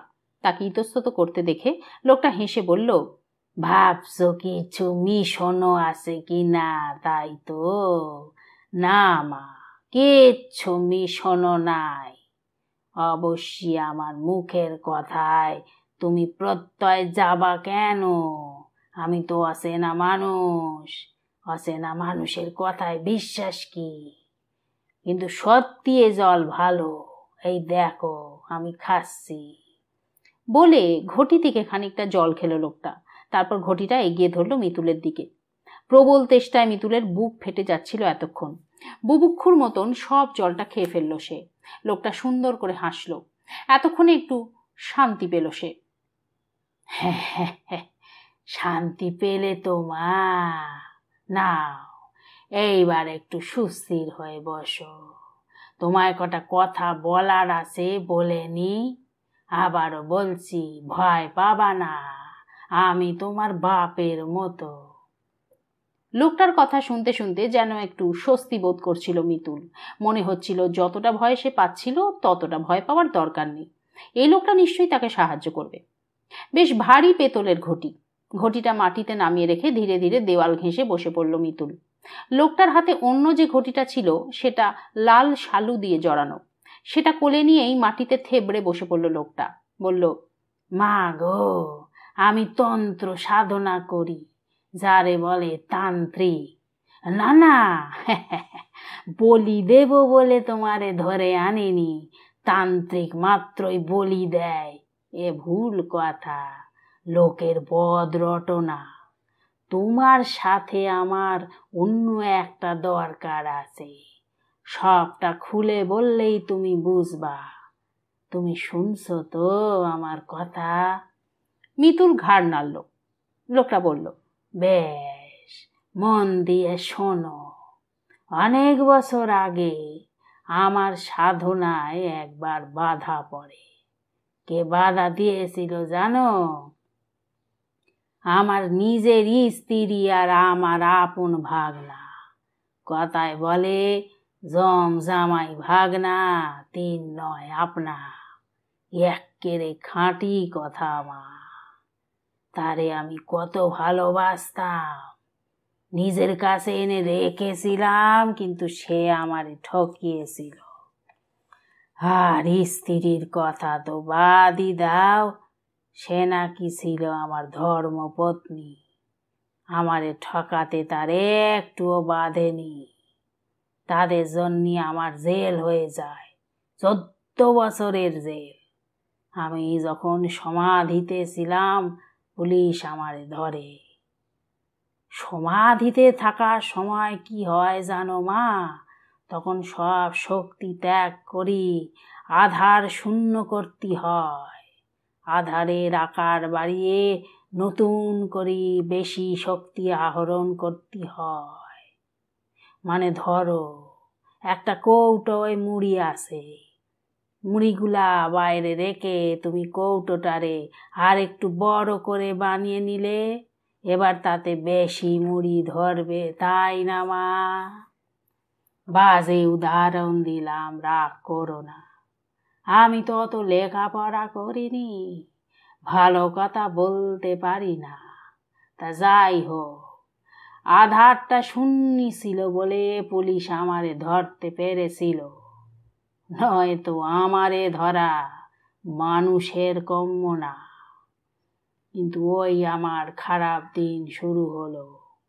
সমাধিস্থ অবস্থায় তুলে এনেছিল বলি আমি শক্তিহীন হয়ে গেলাম। নতুন করে শক্তি পেতে সাধনা করার দরকার, কিন্তু জেলের মধ্যে বসি তো আর সাধনা করা যায় না। সাধনা করতে উপকরণ লাগে। এদিকে আমার মন হাঁসফাঁস করে। বাদক কি তার বাজনা ছাড়া থাকতে পারে বলো? এই করি করি 12 বছর সাজা ভোগ করি ফেললাম, আর পারছিলাম না গো মা। তার মধ্যে চন্দ্রগ্রহণের দিন এগিয়ে আসছিল, সাধনার জন্য বড় উপযুক্ত দিন। নিজেরে আর সামলাতে পারলাম না, একটা কাণ্ড ঘটিয়ে ফেললাম। আরো 14 বছর সাজার মেয়াদ। বেরিয়ে গেল বিচারে। তা সারা জীবন কি জেলে বসে মরব, সাধনা করব না? তাই মাস খানেক আগে আমি জেল ভেঙে পালিয়ে এসেছি। এসেই খানিক সাধনা করে কিছুটা শক্তি ফিরে পেলাম। গেনুরে আবার নিজের কাছে টেনে আনলাম। এতদিন বেচারা পুরনো হুকুম তামিল করার জন্যে ঘুরে ঘুরে মরছিল। এই অবধি বলে একটু দম নিল লোকটা।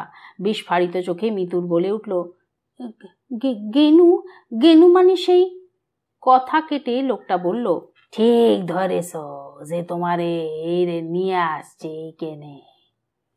ভয়ে কেঁদে ফেলল মিতুল। আমাকে ছেড়ে দিন প্লিজ, আমি তো আপনার কোনো ক্ষতি করিনি, আমি বাড়ি যাব। ব্যস্ত হয়ে উঠল লোকটা। আরে ওই দেখো আবার কাঁদে। কেঁদো না মা, কেঁদো না।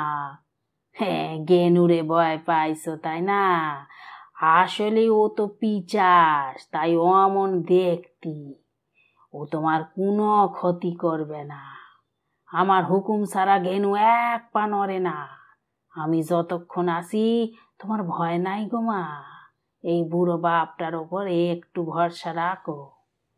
নরম হাতে মিতুলের চোখের জল মুছিয়ে দিল লোকটা। ফোপাতে ফোপাতে মিতুল একই কথা বলে উঠল আবার, আমাকে ছেড়ে দিন, আমি বাড়ি যাব। আমার মা বাবা খুব চিন্তা করছে আমার জন্যে, কাঁদছে। একটু হেসে লোকটা বলল, সে তো বটেই মা, সন্তান যে কি জিনিস সে বাপ মাই বোঝে। তোমারও সন্তান হবে, তুমিও বুঝবে। ছেড়ে দেব মা, তোমারে আমি ধরে রাখবো না। 3টা দিন, মাত্র 3টা দিন তুমি এখানে থাকো, তারপর তোমার ছুটি। দেখো মা, জেলে থেকে থেকে আমার অনেক সময় নষ্ট হয়েছে, আমার হাতে তো বেশি সময় নাই। তাই শক্তি লাভের জন্য আমারে এক কঠিন সাধনা করতে হচ্ছে। আর 4 দিন পর আমার সাধনা শেষ, তোমার ছুটি। এই 4টা দিন তুমি এই বুড়ো বাপটারে একটু সাহায্য করো মা। ভয়ের সাথে জুঝতে জুঝতে এবং ভেতর থেকে উঠে আসা কান্নাটাকে সামলাতে সামলাতে মিতুল কোনো মতে বলল, কিন্তু আমি কিভাবে সাহায্য করব আপনাকে? পরম তৃপ্তিতে হেসে উঠল লোকটা। হ্যাঁ, এই তো লক্ষ্মী মা আমার, কেমন সুন্দর কথা শুনলে তুমি। নাও এই ঘটিটা ধরো। মিতুলের হাতে লাল শালু জড়ানো ঘটিটা ধরিয়ে দিয়ে এরপর লোকটা যা বলল তাতে লজ্জায়, ঘেন্নায়, ভয়ে, বিবমিশায় কুঁকড়ে এতটুকু হয়ে গেল মিতুল। লোকটা বলল, তোমার তো মাসিক চলছে মা, এই ঘটিতে খানিকটা মাসিকের রক্ত দাও। এমন অসম্ভব, অবাস্তব, ঘৃণ্য কথা যে কেউ বলতে পারে মিতুল কল্পনাও করতে পারে না। বিশেষ করে যে লোকটা এতক্ষণ তাকে মা বলে সম্বোধন করেছে, নিজেকে বাবার মতন বলেছে, সে কেমন করে বলতে পারে এমন কদর্য কথা? এই অপমানের তীব্র রাগে জ্বলে উঠল মিতুলের অন্তরের শাশ্বত নারী সত্তাটি। সেই রাগেই প্রাথমিক জড়তা কাটিয়ে মিতুল যেন কতকটা রিফ্লেক্সেই চিৎকার করে উঠল, না! আচমকা দপ করে জ্বলে উঠল লোকটার চোখ দুটো। এক ঝটকায় উঠে দাঁড়িয়ে বলল, কি বললি? তুই আমায় না বললি? লোকনাথ চক্রবর্তীর মুখের ওপর না গোড়াল দিয়ে আজ তোর কুমোর ভাঙবো বেবুসে মাগি। এ কি ভয়ানক রূপান্তর! যে এতক্ষণ মা বলছিল তার মুখে এখন এই অশ্লীল সম্বোধন।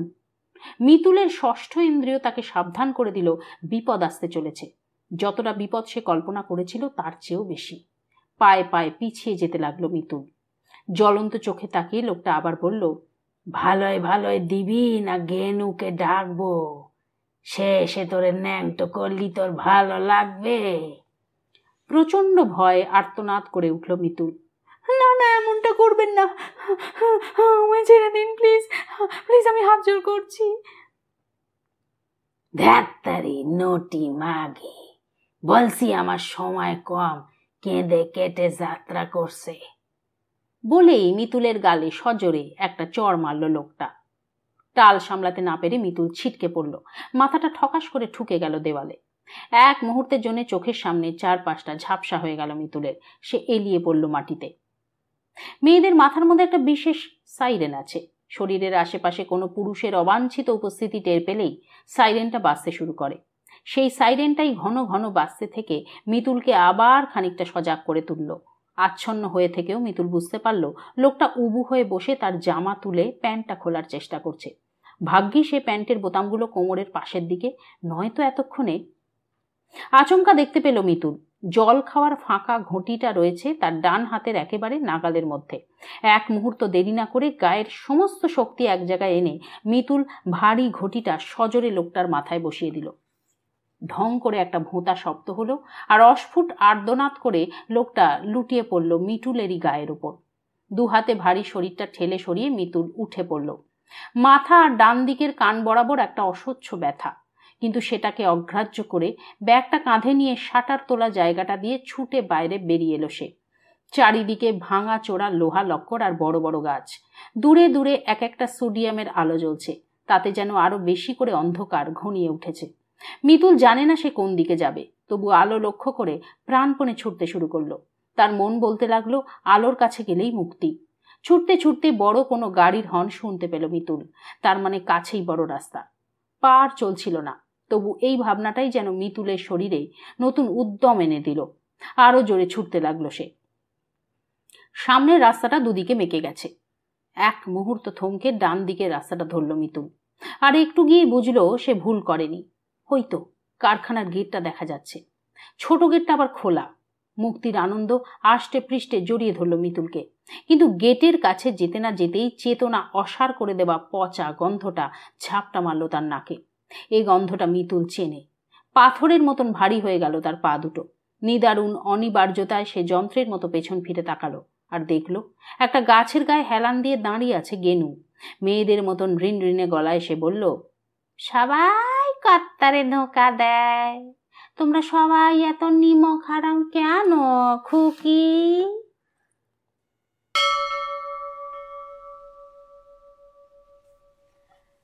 রাত শেষ হতে আর বড়জোর ঘন্টা তিনেক। বারাসাত বাস টার্মিনাসে সার দিয়ে দাঁড়িয়ে ঘুমোচ্ছে বাসগুলো। 4:30 বাজতে না বাজতেই তাদের ঠেলে ঠুলে তুলে দেবে ড্রাইভারেরা। চোখ কচলে কোনো মতে ফের রাস্তায় নামতে হবে তাদের। পেটের খোলে যাত্রী তুলে ছুটতে হবে দিক বিদিক। বাসগুলোর পাশ দিয়েই বেড়ালের মতন চুপিসারে গুঁড়ি মেরে এগোচ্ছিল ধনা। তার ডান হাতে একটা বড় আদলা ইঁট, বাঁ হাতে একটা চাকা খোলার জ্যাক। জ্যাকটা সলিড লোহার, বেশ ভারী। জ্যাকটা বাসের গায়ে লেগে টং করে শব্দ হলো। মুহূর্তে সচকিত হয়ে উঠল ধনা। বাঁ হাতটা সামলে নিল। সে কিছুতেই নিজের উপস্থিতি টের পেতে দিতে চায় না। অতর্কিতে হামলা করতে চায় সে। কুকুর দুটোকে দেখার পর থেকেই মাথায় রক্ত উঠে গেছিল তার। 1 বছরের কাছাকাছি হয়ে গেল তার কপালে কোনো মেয়ে জোটেনি, আর হারামির বাচ্চারা তার চোখের সামনেই যাতা করছে। এখন মানুষ হয়ে গেছে শালারা। নিজের একটা মেয়ে ছেলের আশা ধনা করে না। পয়সা দিয়ে যে সোনাগাছি যাবে সেই অওকাতও তার নেই, কারণ যেটুকু যা রোজগার নেশার পেছনেই চলে যায়। কিন্তু রাস্তার ধারে পড়ে থাকা ভিকিরি বা পাগলিগুলোকেও তো সে পেতে পারত, তাও তার কপালে নেই। আসলে এই মার্কেটে সবার ভাতার সেট করা আছে। এই তো দিন 7 আগের কথা, চাঁপাটালির কাছে একটা বাচ্চা মতো পাগলিকে হেভি চোখে লেগেছিল। তাকে তাকে থেকে একদিন রাতের বেলা সবই মুখটা চেপে ধরেছে কোত্থেকে 3টে ছেলে এসে হাজির। তারপর সে কি মার ধনাকে, কেলিয়ে কুলিয়ে ছেলেগুলো পাগলিটাকে গাড়িতে তুলে নিয়ে কাট্টি মারল। নিজের ওপর ঘেন্না ধরে গেছিল ধনার। একে তো তার কপাল ফাটা, তার মধ্যে ছেলেগুলো পেছনটাও ফাটিয়ে দিয়ে গেল। তাই আজ সব রাগ কুত্তা দুটোর ওপর উগড়ে দিল ধনা। বাসের আড়াল থেকে বেরিয়ে এসে সজোরে আদলাটা ছুঁড়ে দিল। ধনার হাতের টিপ ভালো। কুত্তা দুটোর পাছা যেখানে এক জায়গায় হয়ে আছে সেখানে গিয়ে জমে গেল আদলাটা। চোখ বিস্ফারিত হয়ে গেল সারমেয় দুটির। জিভ আটকে গেল দাঁতের ফাঁকে। তারপরেই মরণ আর্তনাদ করে উঠল তারা। জৈব তাড়নায় তারা পালিয়ে যেতে চাইল, কিন্তু ভাগ্যের পরিহাসে এই মুহূর্তে তারা পরস্পরের সাথে সংলগ্ন। এই বন্ধন ছিন্ন হতে সময় লাগবে। আর সেই সময়টুকুরই পূর্ণ সদ্ব্যবহার করল ধনা। জ্যাকটা ডান হাতে নিয়ে সর্বশক্তিতে একে একে বসিয়ে দিল কুত্তা দুটোর মাজায়। সংলগ্ন অবস্থাতেই সারমীয় দুটি নেতিয়ে পড়ল। নারীটি একেবারে চুপ করে গেল। পুরুষটি তখনও বাঁচার জন্যে কাতর আর্তনাদ করছে। মনটা ভারী খুশি হয়ে গেল ধনার। এতক্ষণে একটা কাজের কাজ হয়েছে। মাটিতে থুতু ফেলে সে সারমীয় দুটির উদ্দেশ্যে বলল, পথে ঘাটে নষ্টামি তো, জন্মের শোধ ঘুচিয়ে দেব। এই বলে সবে সে জ্যাকটা তুলেছে ছেলে কুত্তাটার মাথায় বসাবে বলে, তখনই পেছন থেকে চাপা গলায় কে যেন বলে উঠল, ধনা পালা। চমকে পেছন ফিরতেই ধনা দেখল পল্টন দাঁড়িয়ে আছে।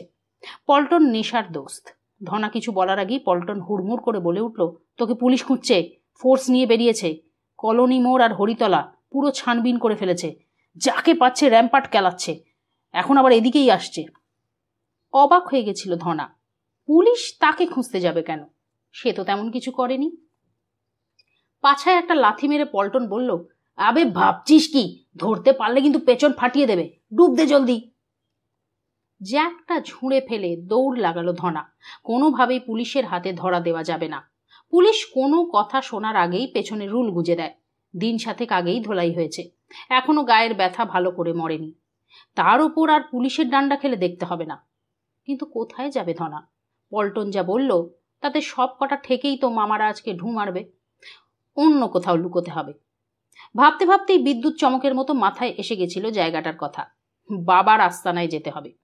দিন কয়েক আগেই বাবাকে গাঁজা দিতে গেছিল, তখনই বাবা বলেছিল জায়গাটা নাকি মন্ত্র পড়া আছে, চোখের সামনেই, অথচ কোনো মানুষ দেখতে পাবে না। বাবা ধনাকে ভালোবাসে, তাই কিভাবে আসতে হবে সেটা বলেও দিয়েছিল। লুকোনোর জন্যে এর থেকে ভালো জায়গা আর কি হতে পারে? ধনা তাই একেবারে দম ছাড়লো কারখানার গেটে গিয়ে। এবারে নিশ্চিন্ত। আগে এই কারখানাটায় ধনারা খুব আসতো। সন্ধ্যের পর থেকেই হেভি হাওয়া দেয়, ধুনকিটা জমে ভালো। বছর চারেক আগে এখানেই একটা ঝাম হয়ে গেছিল। সমীর দলুই বলে একটা ছেলেকে চুপিয়ে দিয়েছিল নেশার দোস্তরা। মালটা মরেনি, তারপরেই পুলিশ এসে ঠেকফেক ভেঙে দিয়েছিল। ওই ঘটনার পর থেকে এদিকে আর খুব একটা আশা হতো না। হাঁটতে হাঁটতে মেশিন রুমের দিকে এগোচ্ছিল ধনা। এখানেই বাবার সাধনার জায়গা। বাবার সব ভালো, কিন্তু গায়ে না হেভি বাদুর পচা গ্যাস, চান ফান করে না বোধহয়। আর বাবা আস্তানা গাড়ার পর থেকে এই জায়গাটাতেও সারাক্ষণ কেমন একটা চিমসে পচা গন্ধ চাপ বেঁধে থাকে। সে থাকুক গে, ধনা তো আর এখানে সংসার পাততে যাচ্ছে না, দিন দুয়েক ঘাপটি মেরে পড়ে থেকে আবার পাতলা হয়ে যাবে। কিন্তু বাবার সামনে গিয়েই চমকে উঠল ধনা। বাবার মাথা ফেটে গেছে। উবু হয়ে বসে সেখানেই গাঁদা গাছের পাতা লাগাচ্ছে বাবা। পাশে একটা লাল শালু জড়ানো একটা ঘটি, তার মধ্যে কালো জলের মতো কি যেন একটা রয়েছে। ধনা ঠিক ঠাকুর করতে পারল না। সে ডেকে বলল, বাবা। চোখ তুলে তাকালো লোকনাথ চক্রবর্তী। এতক্ষণে সে ধনাকে খেয়াল করেনি। ভুরু কুঁচকে বলল, তুই এখানে? হাত জোর করে ধনা বলল, বাবা আপনার জন্য মনটা টানছিল, ভাবলাম একটা ছিলিম সেজে দিয়ে আসি, আমিও পেশাদ পাবো, তাই চলে এলাম। কিন্তু আপনার মাথা ফাটলো কি করে বাবা? গাঁজার কথা শুনে খুশি হলো লোকনাথ। খিকখিক করে হেসে বলল, ঢ্যামনা পোকায় হুল দিয়েছে। থ হয়ে গেল ধনা। এমন পোকার নাম সে বাপের জন্মে শোনেনি। অবাক হয়ে বলল, সে আবার কেমন পোকা বাবা? লোকনাথ বলল, ও আছে, বাদ দে, ভালো করে সাজ দেখি। বাবার পায়ের কাছেই বসে পড়ল ধনা। তবে পোকার ব্যাপারটা একেবারে বাদও দিতে পারল না। যে পোকার হুলে অমন মাথা ফাটে সে পোকা তো এডি তেডি পোকা নয়, বিরাট তলেবর। কলকেটায় আগুন দিয়ে প্রণাম করে বাবার মুখের কাছে এগিয়ে ধরল ধনা। বুক ভরে দম নিল লোকনাথ। তারপর চিমনির মতন গলগল করে ধোঁয়া ছাড়তে ছাড়তে বলল, না, তেজ থাকা ভালো, মা তেজি হলে বাচ্চাও তেজি হয়। ফের অবাক হলো ধনা। বাবা যে আজ কি বলছে কিছুই বোঝা যাচ্ছে না, কিন্তু বেশি প্রশ্ন করলে যদি আবার রেগে গিয়ে তাড়িয়ে দেয় তাহলেই তো কেলো, তাই চুপ করেই রইল। মাত্র 4 টানে অত বড় ছিলিমটা প্রায় শেষ করে ধনার হাতে ধরিয়ে দিয়ে লোকনাথ বলল, এবার সামনে থেকে যা, আমায় একা থাকতে দে, আমি সাধনায় বসবো, আজ এমনিতেই বড় দেরি হয়ে গেছে। কথা না বাড়িয়ে চুপচাপ উঠে এলো ধনা। এই কারখানার সবটা তার চেনা। কোথাও একটা গ্যারেজ হয়ে গেলেই হবে। আনমনে কারখানার আরো ভেতরের দিকে এগিয়ে যেতে লাগলো সে। পুলিশকে বোকা বানাতে পেরে মনটা একেবারে খুশ হয়ে গেছে। গুনগুন করে একটা গানও ধরে ফেলল, রাত আকেলি হ্যায়। হঠাৎ কাছে পিঠেই কে যেন গুঙিয়ে উঠল চাপা গলায়। চমকে গান বন্ধ করে দিল ধনা। মানুষের গলা মনে হলো, কিন্তু এখানে আর মানুষ আসবে কোত্থেকে? আর আওয়াজটা এলোই বা কোন দিক থেকে? অন্ধকারে একটা গাছের সাথে মিশে কান খাড়া করে রইল ধনা। মিনিট খানেক সব চুপচাপ, শুধু ঝিঝির ডাক ছাড়া আর কোনো শব্দ নেই। হয়তো ভুল শুনেছে ভেবে সবে এগোতে যাবে, তখনই আবার মানুষের গলা পেল ধনা। একটা মেয়ে যেন গুঙিয়ে উঠল, মা গো। গায়ের লোম খাড়া হয়ে গেল ধনার। এত রাতে এই ভিরান জায়গায় মেয়ে ছেলের গলা? তবে কি বাবা কোনো মেয়ে এনে রেখেছে নাকি এখানে? আগের দিন যখন এলো তখন তো কোনো মেয়ের চিহ্ন দেখেনি। অবশ্য আগের দিন সে এদিকটায় আসেওনি। প্রথমটা সে ভাবল ঝামেলায় গিয়ে লাভ নেই, চুপচাপ সরে পড়াই ভালো। কিন্তু অদম্য কৌতূহল তাকে সরে পড়তে দিল না, বরং সে গুটি গুটি পায়ে এগিয়ে গেল গোডাউনের দিকে। শব্দটা ওখান থেকেই আসছে। দেওয়ালে কান পাতল সে। না, কোনো ভুল নেই, সত্যি ভেতরে একটা মেয়ে থেকে থেকে কাতরে উঠছে। আশেপাশটা দেখে নিয়ে শুট করে গোডাউনের পেছন দিকে চলে গেল ধনা। তারপর দেওয়ালের খাঁজে খাঁজে পা রেখে উঠে গেল ওপরে। ছাউনি আর দেওয়ালের মাঝে অনেকটা ফাঁক, সেই ফাঁক দিয়ে শরীরটা গলিয়ে দিল ভেতরে। তারপর ফের দেওয়াল বেয়ে নেমে এলো গোডাউনের মেঝেতে। ভেতরটা অন্ধকার, কিছুই দেখা যাচ্ছে না, তবু একটা জ্যান্ত মানুষের উপস্থিতি টের পাচ্ছিল ধনা। এক কোণে দাঁড়িয়ে অন্ধকারে চোখটা সইয়ে নেওয়ার চেষ্টা করতে লাগলো সে। ততক্ষণে মেয়েটা আরো দুবার মা গো বলে উঠেছে। ধীরে ধীরে ধনা বুঝতে পারল ঘরের এক কোণে মেয়েটা উপুর হয়ে পড়ে আছে, নড়াচড়া করছে না, শুধু মাঝে মাঝে আওয়াজ করছে। আরো কিছুক্ষণ অন্ধকারে সেঁটে দাঁড়িয়ে রইল ধনা। দেখতে চাইল মেয়েটা উঠে বসে কিনা, কিন্তু উঠে বসা তো দূর, মেয়েটা পাশও ফিরল না, ওই একইভাবে পড়ে রইল। হাজারখানা প্রশ্ন ধনার মাথায় ঘুরপাক খেতে লাগলো। কে এই মেয়েটা? এইভাবে পড়েই বা আছে কেন এখানে? বাবা যদি মেয়েটাকে নিয়েই আসবে, তবে মেয়েটা বাবার কাছে নেই কেন? আচমকাই সবটা পরিষ্কার হয়ে গেল ধনার কাছে। বাবার কথাটা মনে পড়ে গেল। ঢ্যামনা পোকায় হুল দিয়েছে।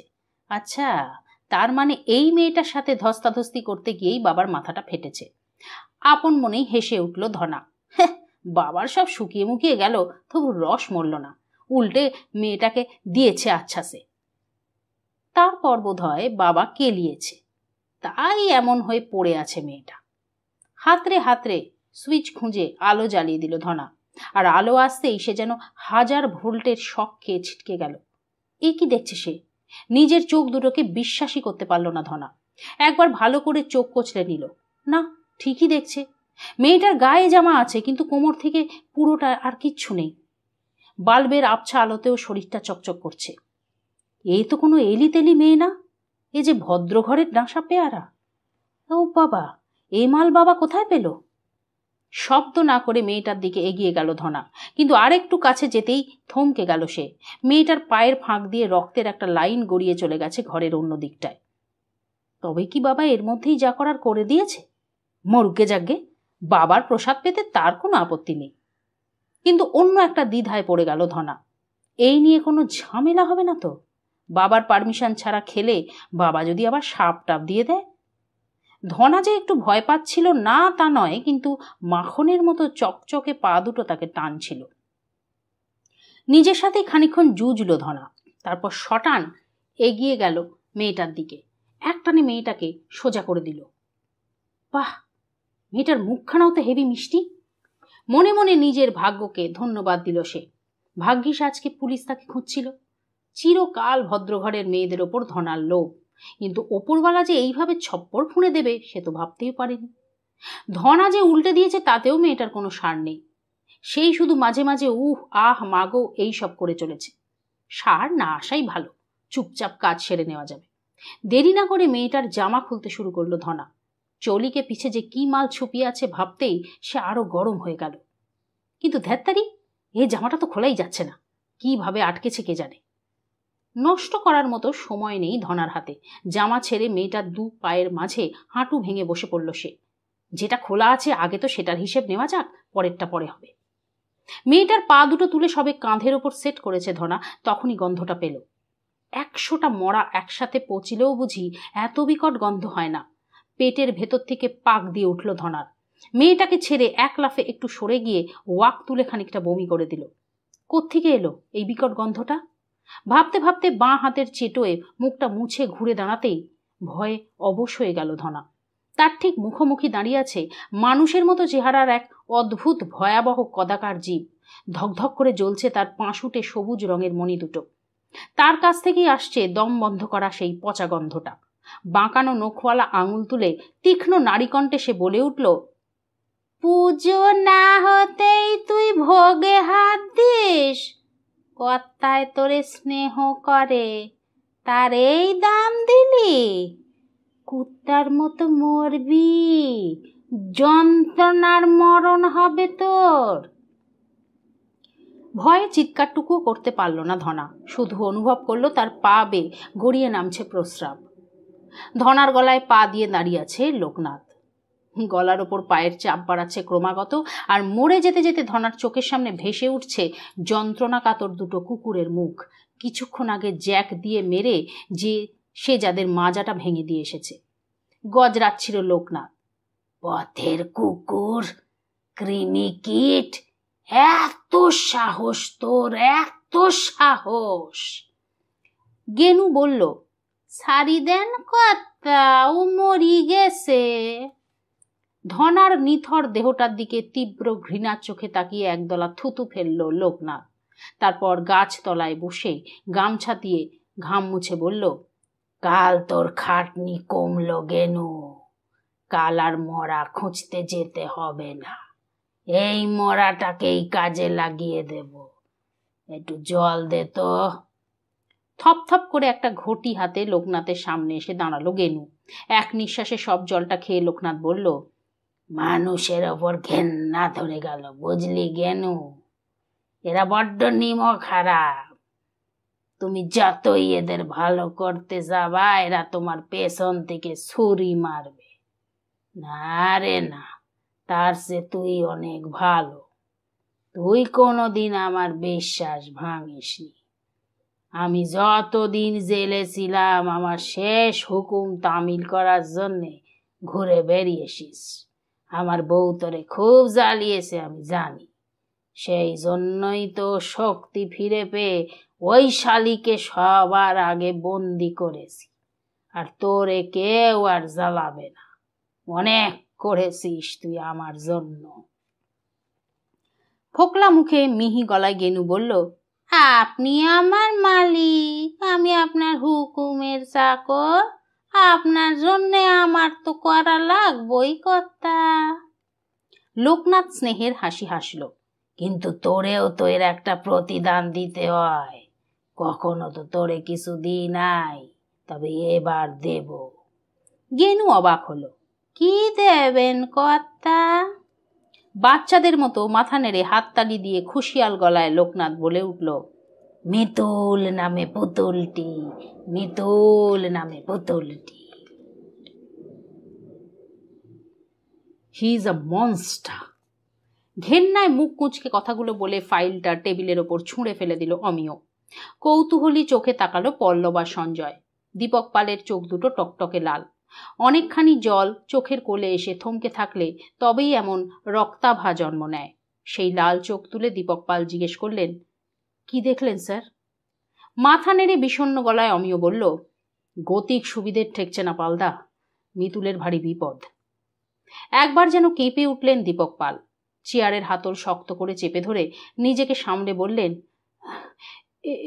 একটু খুলে বলুন স্যার।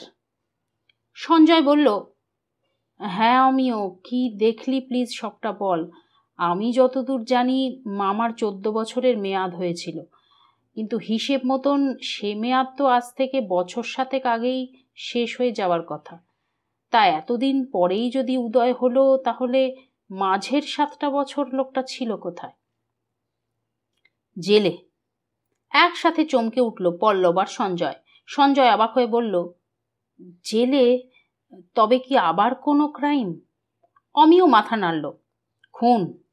প্রথমবার সাজা পাওয়ার মেয়াদ শেষ হতে আর যখন 2 বছর বাকি, তখন আর একটা খুন করে পাষণ্ডটা আবার জেলের মধ্যেই পচে মরছিল।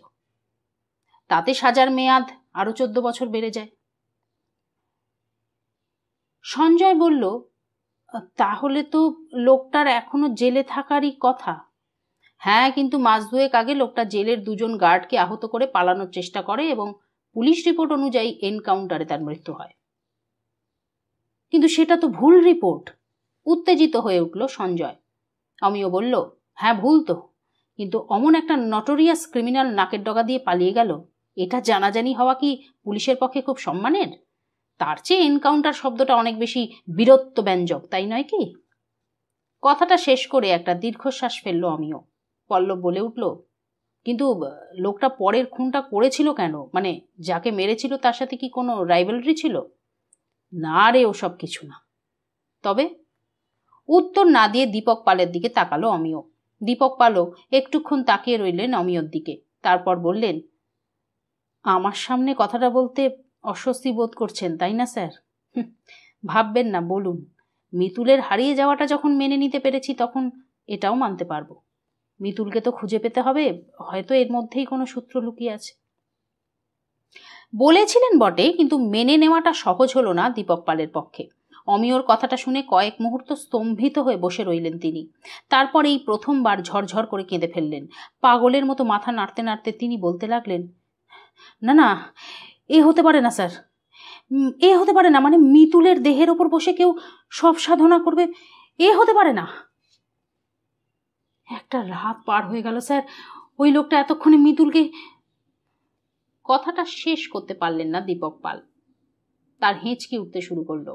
কিন্তু দীপক পাল তখনও জানতেন না তার আদরের মিতুলের সাথে যা হতে চলেছে তার থেকে মৃত্যুটা অনেক কম যন্ত্রণাদায়ক, অনেক বেশি গ্রহণযোগ্য। 3 বন্ধু মিলে যখন দীপক পালকে সান্ত্বনা দেওয়ার চেষ্টা করছেন তখনই দরজায় এসে দাঁড়ালো এক কনস্টেবল। দরজায় 2টো টোকা দিয়ে বলল, স্যার, পালবাবুর মেয়ের কলেজের বাইরে যে ফলওয়ালা বসে সে দেখা করতে চায়, বলছে পালবাবুর মেয়ের ব্যাপারে কিছু জানে। কথাটা শুনেই সোজা হয়ে বসলেন দীপক পাল। হেঁচকি তুলতে তুলতেই অমিয়কে বললেন, স্যার, যিনি ফল বিক্রি করেন তাকে আমি যাতায়াতের পথে অনেকবার দেখেছি, ভদ্রলোকে ডাকবো ভেতরে? চরম বিপদেও ডেকোরাম ভোলেননি পুলিশ কর্মচারীটি। তিনি জানেন মিতুলের অন্তর্ধান কেসের চার্জে আছেন তার বস এএসআই অমিয় বোস। বসের অনুমতি ছাড়া কারোর জবানবন্দি তিনি নিতে পারেন না। দীপক পালের কথার উত্তর না দিয়ে অমিয় সোজা কনস্টেবলটিকে বলল, ভেতরে পাঠিয়ে দিন। মন্থর পদক্ষেপে যিনি ভেতরে ঢুকে এলেন তাকে ফলওয়ালা কম, পুরোহিত বেশি মনে হয়। বয়স 70-এর কাছাকাছি। শান্ত সৌম্য দোহারা চেহারা, সাদা চুল, এক মুখ সাদা দাড়ি, পরনে সাদা ধুতি আর সাদা ফতুয়া।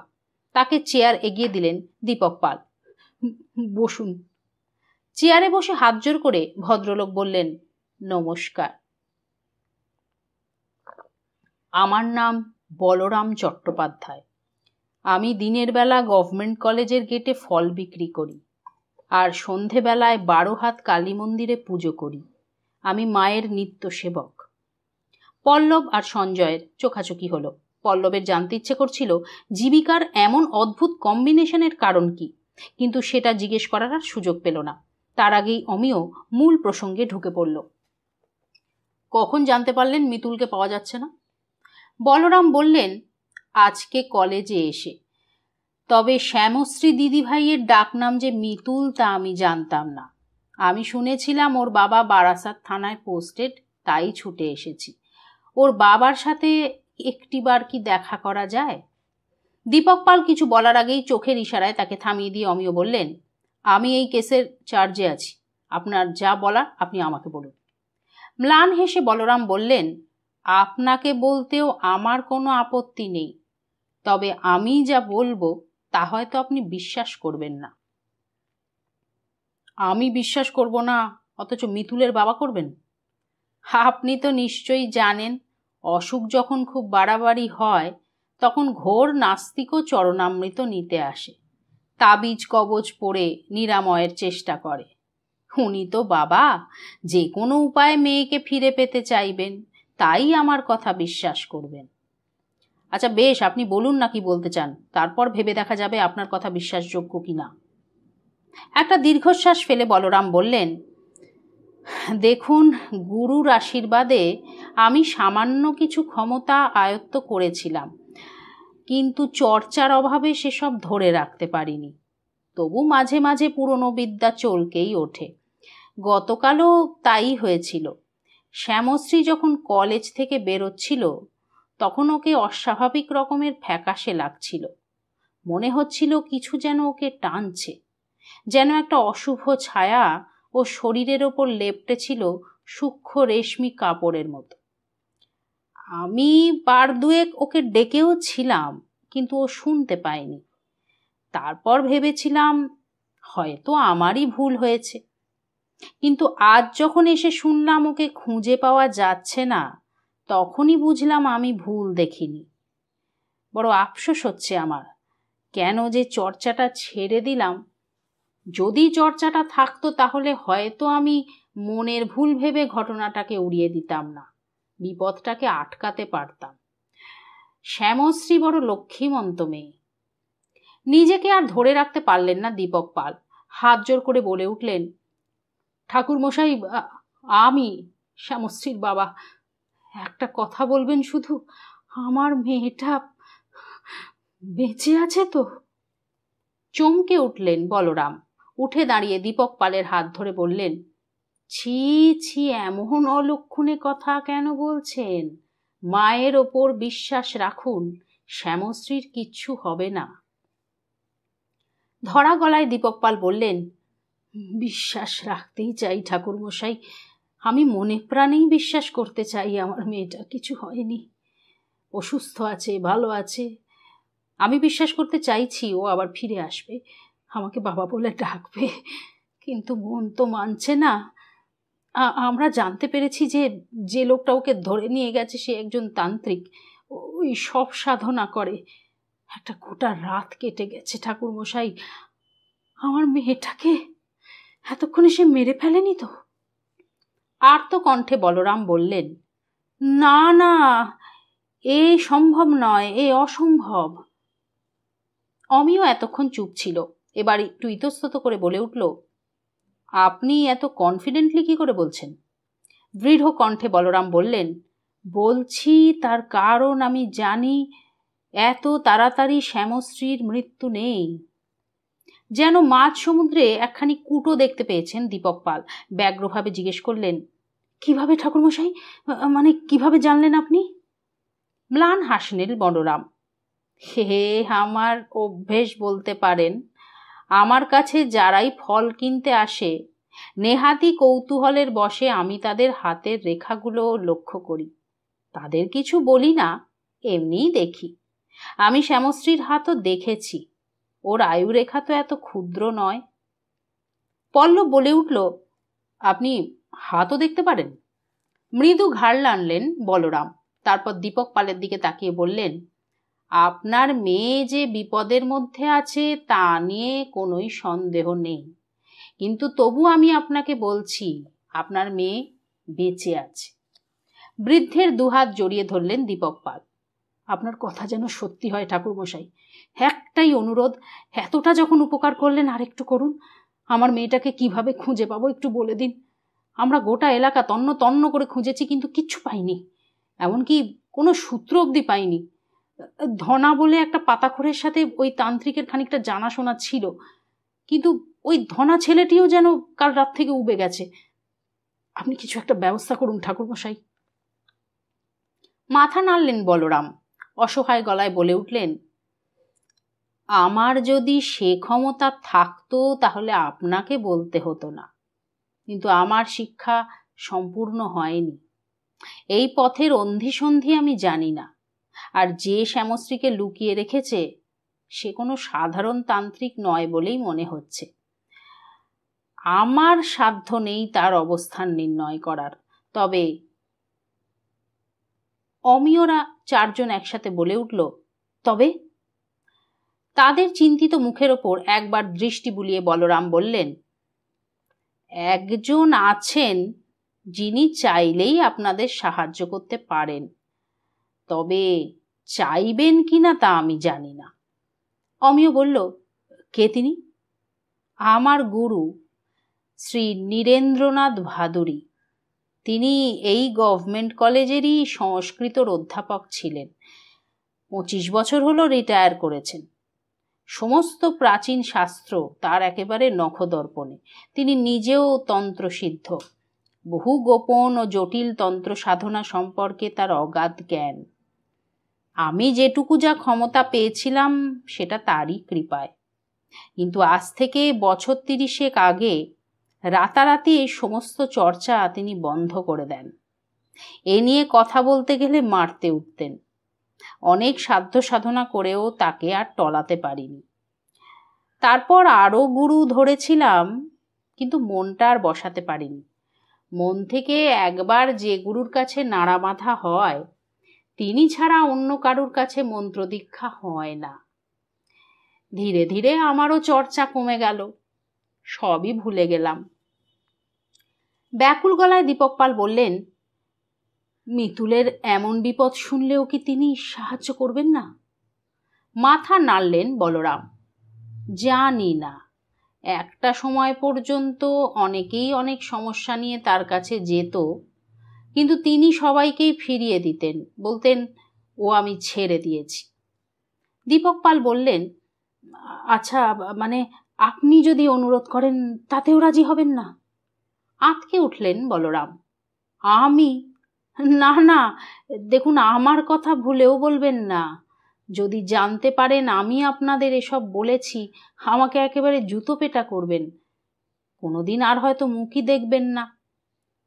অশীতপর এক বৃদ্ধের মধ্য ষাটের আরেক বৃদ্ধকে জুতো পেটা করার দৃশ্যটা ভাবতেই হাসি পেয়ে গেল পল্লবের। হাসি এক অদ্ভুত চিত্তবৃত্তি, খুব গম্ভীর সময়েও সোডার মতন ভুসভুসিয়ে উঠে আসে। হয়তো হেসেই ফেলত পল্লব, কিন্তু সঞ্জয়ের চোখের দিকে তাকিয়ে নিজেকে সামলে নিল। কলেজের এই বন্ধুটিকে হাতের তালুর মতো চেনে সঞ্জয়। কোন কথায় পল্লব যে কি করতে পারে সে সম্পর্কে তার স্পষ্ট ধারণা আছে। তাই জুতো পেটা শব্দটা শুনেই সে কঠিন চোখে তাকিয়েছিল পল্লবের দিকে। সামান্য নীরবতার পর দীপক পাল বলে উঠলেন, তাহলে এখন উপায় ঠাকুরমশাই? বলরাম বললেন, মায়ের ওপর বিশ্বাস রাখুন। আপনারা ভাদুরী স্যারের সঙ্গে দেখা করুন। ওই দক্ষিণ পাড়ায় ঢুকে যে কাউকে জিজ্ঞেস করলেই ওনার বাড়ি দেখিয়ে দেবে। ওনাকে সবটা খুলে বলুন, অনুরোধ করুন। হতেও তো পারে যে উনি রাজি হয়ে গেলেন। এখন তো এটাই একমাত্র উপায়। টেবিল থেকে টুপিটা তুলে নিল অমিয়। বললেন, হ্যাঁ, ঠিকই বলেছেন। We have no other option. We have to convince that old fellow. পাল্লা চলুন। আর হ্যাঁ, আপনাকে অনেক ধন্যবাদ বলরাম বাবু। হাত জোর করে বলরাম বললেন, কি হলো আমাকে দয়া করে জানাবেন। শ্যামশ্রীর জন্য আমিও বড় চিন্তায় আছি। থানার জিপে করেই ওরা 4 জনে রওনা দিল নীরেন্দ্রনাথ ভাদুরীর বাড়ির উদ্দেশ্যে। গাড়িটা চালাচ্ছে অমিয়, পল্লব তার পাশে। পেছনের সিটে সঞ্জয় আর দীপক পাল। কেউ কোনো কথা বলছে না। অদ্ভুত এক নিস্তব্ধতা গ্রাস করেছে 4 জনকেই। এ যেন এক অনিশ্চিত বিষণ্ণ ভবিষ্যতের দিকে যাত্রা।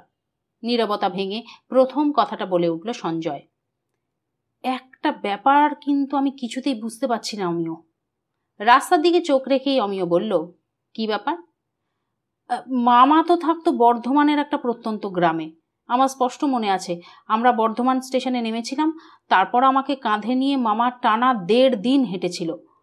শ্মশানের পাশে মাটির বাড়িটার কথাও আমার স্পষ্ট মনে আছে। কিন্তু মামা বারাসাতে কি করছে? মানে এত জায়গা থাকতে বারাসাত কেন? ঘুরে তাকালো পল্লব। হ্যাঁ, সত্যি তো, এটা তো একটা ভাববার মতো কথা। গেনু এসে একটার পর একটা ডেড বডি তুলে নিয়ে যাচ্ছে, তারপর মিতুলকে ধরে নিয়ে গেল লোকটা। কিছু তো একটা মতলব আছেই, কিন্তু সেটার সাথে বারাসাতের লিঙ্কটা কি? মাথা নাড়ল সঞ্জয়। সেটাই তো বুঝতে পারছি না, তবে কিছু না কিছু একটা যোগসূত্র তো আছেই। লোকনাথ চক্রবর্তী লোকটা এমনি এমনি কিছু করার লোক না। আচমকাই ধক করে জ্বলে উঠল দীপক পালের চোখ দুটো। সঞ্জয়ের দিকে তাকিয়ে ঠান্ডা গলায় বললেন, ভাই, যদি এই লোকটার সাথে আমার দেখা হয়, আর তখন আপনি যদি আমার সাথে থাকেন, অন্যদিকে তাকিয়ে থাকবেন কেমন? আমি এই লোকটার কলজেটা উপড়ে নেব। যতই হোক আপনার মামা তো, এই দৃশ্যটা দেখা বোধহয় আপনার উচিত হবে না। রিয়ার মিরর ভিউতে অবাক হয়ে দীপক পালের দিকে তাকিয়ে রইল অমিয়। সাদা রঙের 3 তলা বাড়ি। বাড়ির সামনে অনেকটা জায়গা নিয়ে বাগান। মরশুমি ফুল লাগানো হয়েছে, জবা, শিউলি, গন্ধরাজ ইত্যাদি গুল্ম জাতীয় গাছও আছে কয়েকটা। গোলাপি আর বেগুনি রঙের বোগনভেলিয়ার ঝাড় উঠে গেছে গেটের দুপাশ দিয়ে। সেই ফুলেই ঢাকা পড়েছে গেটের খানিকটা অংশ। তার ফাঁক দিয়ে ভালো করে নজর চালালে চোখে পড়ে বাড়ির নাম শ্রীরঞ্জনী। গেটে তালা দেওয়া নেই। মোরাম বিছানো পথ ধরে ওরা চারজনে এগিয়ে এলো মূল বাড়ির দিকে। কলিং বেল বাজাতেই বছর 30-এর একটি মেয়ে বাইরে বেরিয়ে এলো। অমিয় আর দীপক পালের পোশাক দেখে এক মুহূর্তের জন্য থমকে গেলেও পরক্ষণেই নিজেকে সামলে নিয়ে বলল, কাকে চান? অমিয় হাত জোর করে বলল, নমস্কার, নীরেন্দ্রনাথ স্যার আছেন? মেয়েটি একটু অবাক হলো। হ্যাঁ, দাদু আছেন, কিন্তু আপনাদের কি আসার কথা ছিল? অমিয় বলল, না, আসলে খুব দরকারে আচমকাই আসতে হয়েছে আমাদের। ও, কিন্তু দাদু তো এভাবে কারোর সঙ্গে দেখা করেন না। দীপক পাল দুপা এগিয়ে বলে উঠলেন, আমরা জানি, বিশ্বাস করুন, ওনাকে এভাবে বিরক্ত করতেও চাইনি, কিন্তু আমাদের কাছে আর কোনো উপায় ছিল না। আমার মেয়েকে কাল রাত থেকে খুঁজে পাওয়া যাচ্ছে না। আমরা জানতে পেরেছি এটা কোনো তান্ত্রিকের কাজ। লোকটা খুব খারাপ, মানে আমার মেয়েটা বড় বিপদে আছে। আপনি প্লিজ ওনার সাথে একটু দেখা করার ব্যবস্থা করে দিন। দীপক পালের আকুলতা মেয়েটিকে বোধহয় স্পর্শ করলো। কোলাপসেবল গেটটা খুলে দিয়ে বলল, ঠিক আছে, ভেতরে এসে বসুন, আমি দাদুকে বলে দেখছি। মেয়েটি ভেতরে চলে গেল। মিনিট 3 পর ফিরে এসে বলল, আসুন, দাদু স্টাডিতে আছেন। স্টাডি রুমের দরজাটা দেখিয়ে দিয়ে ফের ভেতরে চলে গেল মেয়েটি। কপালে হাত ঠেকিয়ে দীপক পাল চাপা গলায় অমিয়কে বললেন, দেখা করতে যখন রাজি হয়েছেন তখন আশা করি খালি হাতে ফিরতে হবে না, তাই না স্যার? অমিয় বলল, হ্যাঁ, তাই তো মনে হচ্ছে। চলুন দেখা যাক। ঘরটায় ঢুকেই থমকে গেল পল্লব। নিজের লাইব্রেরিটা নিয়ে তার মনে এতদিন বেশ একটা প্রচ্ছন্ন গর্ব ছিল, কিন্তু এই ঘরটায় ঢুকেই তার নিমেষে ধূলিসাৎ হয়ে গেল। কোনো ব্যক্তি মানুষের সংগ্রহে যে এত বই থাকতে পারে সেটা না দেখলে বিশ্বাস করা যায় না। 20 বাই 20 ফুটের চৌকোনো ঘরটা জুড়ে সিলিং পর্যন্ত উঁচু উঁচু প্রচুর আলমারি। তাদের প্রতিটি তাক বইয়ে ঠাসা। আলমারিতে জায়গা হয়নি বলে মেঝেতে কাঠের পাটাতন পেতে তার ওপর স্তূপাকৃত বই রাখা। প্রেসিডেন্সি কলেজের আর্টস লাইব্রেরির সামনেও এত বুঝি বই নেই। একটাই জানলা খোলা। সেই জানলা দিয়ে আলো আসছে, আর তাতেই দেখা যাচ্ছে এই বইয়ের সমুদ্রের মাঝে ইজি চেয়ারে বসে আছেন অশীতপর মানুষটি। তার হাতেও একটি বই। কিছু কিছু মানুষ থাকে যাদের সামনে এলে নিজে থেকেই মাথাটা নত হয়ে আসে। ইনিও তেমনই। 85 বছর বয়স, কিন্তু এখনো যেন রিজু শাল বৃক্ষটি। ভারী পাওয়ারের চশমার আড়ালে উজ্জ্বল চোখ দুটো তার গভীর প্রজ্ঞার সাক্ষ্য বহন করছে। তবে ইজি চেয়ারের পাশে দাঁড় করানো দুটো ক্রাচ দেখে বোঝা যায় বাকি শরীরে কেরামতি দেখাতে না পেরে বার্ধক্য পা দুটিকেই জখম করে দিয়ে গেছে। অমিয়দের দেখে গম্ভীর গলায় তিনি বলে উঠলেন, কি ব্যাপার, সকাল সকাল পুলিশের লোক আমার বাড়িতে কেন? চারজনেই চোখাচোখি হলো। ওরা বুঝতে পারল মেয়েটি দাদুকে সবটা বলেনি। দীপক পাল হাত জোর করে বললেন, স্যার, বড় বিপদে পড়ে আপনার কাছে এসেছি। ভুরু কুঁচকে গেল নীরেন্দ্রনাথের। বললেন, সে কি কথা? মানুষ বিপদে পড়লে ডাক্তার, উকিল আর পুলিশের কাছে যায়। আমি তো সামান্য মাস্টার, পুলিশ বিপদে পড়ে আমার কাছে আসবে কেন? কেউ কিছু বলার আগেই পল্লব ফস করে বলে বসল, সামান্য মাস্টার হতে যাবেন কেন স্যার? আপনি তো একজন তন্ত্রসিদ্ধ সাধক। দুম করে হাতের বইটা বন্ধ করে ইজি চেয়ারের ওপরেই সোজা হয়ে বসলেন নীরেন্দ্রনাথ। সঞ্জয় বুঝতে পারল যে তীর বেরিয়ে গেছে তাকে আর ফেরানো যাবে না। তবু সে একটা চেষ্টা করতে গেল। দ্রুত বলে উঠল, না না, তা না স্যার, আসলে। থামুন! রীতিমতো গর্জন করে উঠলেন ভাদুরী মশাই। বিরক্তি ঝরে পড়ছে তার সমস্ত শরীর দিয়ে। সেই বিরক্তি যেন কতগুলো কথা হয়ে তার কণ্ঠ থেকে বেরিয়ে এলো। কে বলেছে আপনাদের আমি তন্ত্রসিদ্ধ? মারণ, উচাটন আর বশীকরণ, এই 3টে শব্দ ছাড়া আর কি জানেন তন্ত্র সম্পর্কে? কি ভেবেছেন তন্ত্র মানে ভূতের রোজা? আপনারা বিপদে পড়বেন আর আমি এখানে বসে ঘটি চেলে তার সমাধান বার করে দেব? তন্ত্র ছেলের হাতের মোয়া নয়, খোলাম কুচিও নয়। কঠিনতম সাধনা ও অভ্যেসে এই বিদ্যা আয়ত্ত করতে হয়। আমার সাধনাও নেই, অভ্যাসও নেই। আমি তন্ত্রের কিচ্ছু জানি না। আপনারা চলে যান। কেঁদে উঠে বৃদ্ধের পায়ের কাছে আছড়ে পড়লেন দীপক পাল। আমাদের ফিরিয়ে দেবেন না স্যার, আপনি ছাড়া এ বিপদ থেকে আমাদের আর কেউ উদ্ধার করতে পারবেন না, দয়া করুন স্যার, দয়া করুন। দীপক পালের বুক ফাটা কান্নায় বুঝি পাথরও গলে যেত, কিন্তু বৃদ্ধের মন গলল না। বাঁ হাত তুলে দরজার দিকে আঙুল দেখিয়ে ক্রুদ্ধ দুর্বাসার মতো বলে উঠলেন, আর একটাও কথা নয়। এই মুহূর্তে আমার বাড়ি ছেড়ে বেরিয়ে না গেলে আমি সর্বান্তকরণে আপনাদের অকল্যাণ কামনা করব। তন্ত্র না জানতে পারি, কিন্তু আমি আনখুশির সাত্ত্বিক মানুষ। জীবনে সজ্ঞানে আমি কোনো অন্যায় করিনি। আমার শান্তি বিঘ্নিত হলে আমার অভিশাপ তীব্রতর হবে। স্তম্ভিত হয়ে গেল ওরা চারজন। ব্রহ্মতেজ বোধহয় একেই বলে। বৃদ্ধের সাথে আর একটিও কথা বলার সাহস হলো না কারোর। দীপক পালের জামার হাতায় টান দিয়ে অমিয় চাপা গলায় বলে উঠল, চলে আসুন পালদা, এখানে আর কথা বাড়িয়ে কোনো লাভ হবে না।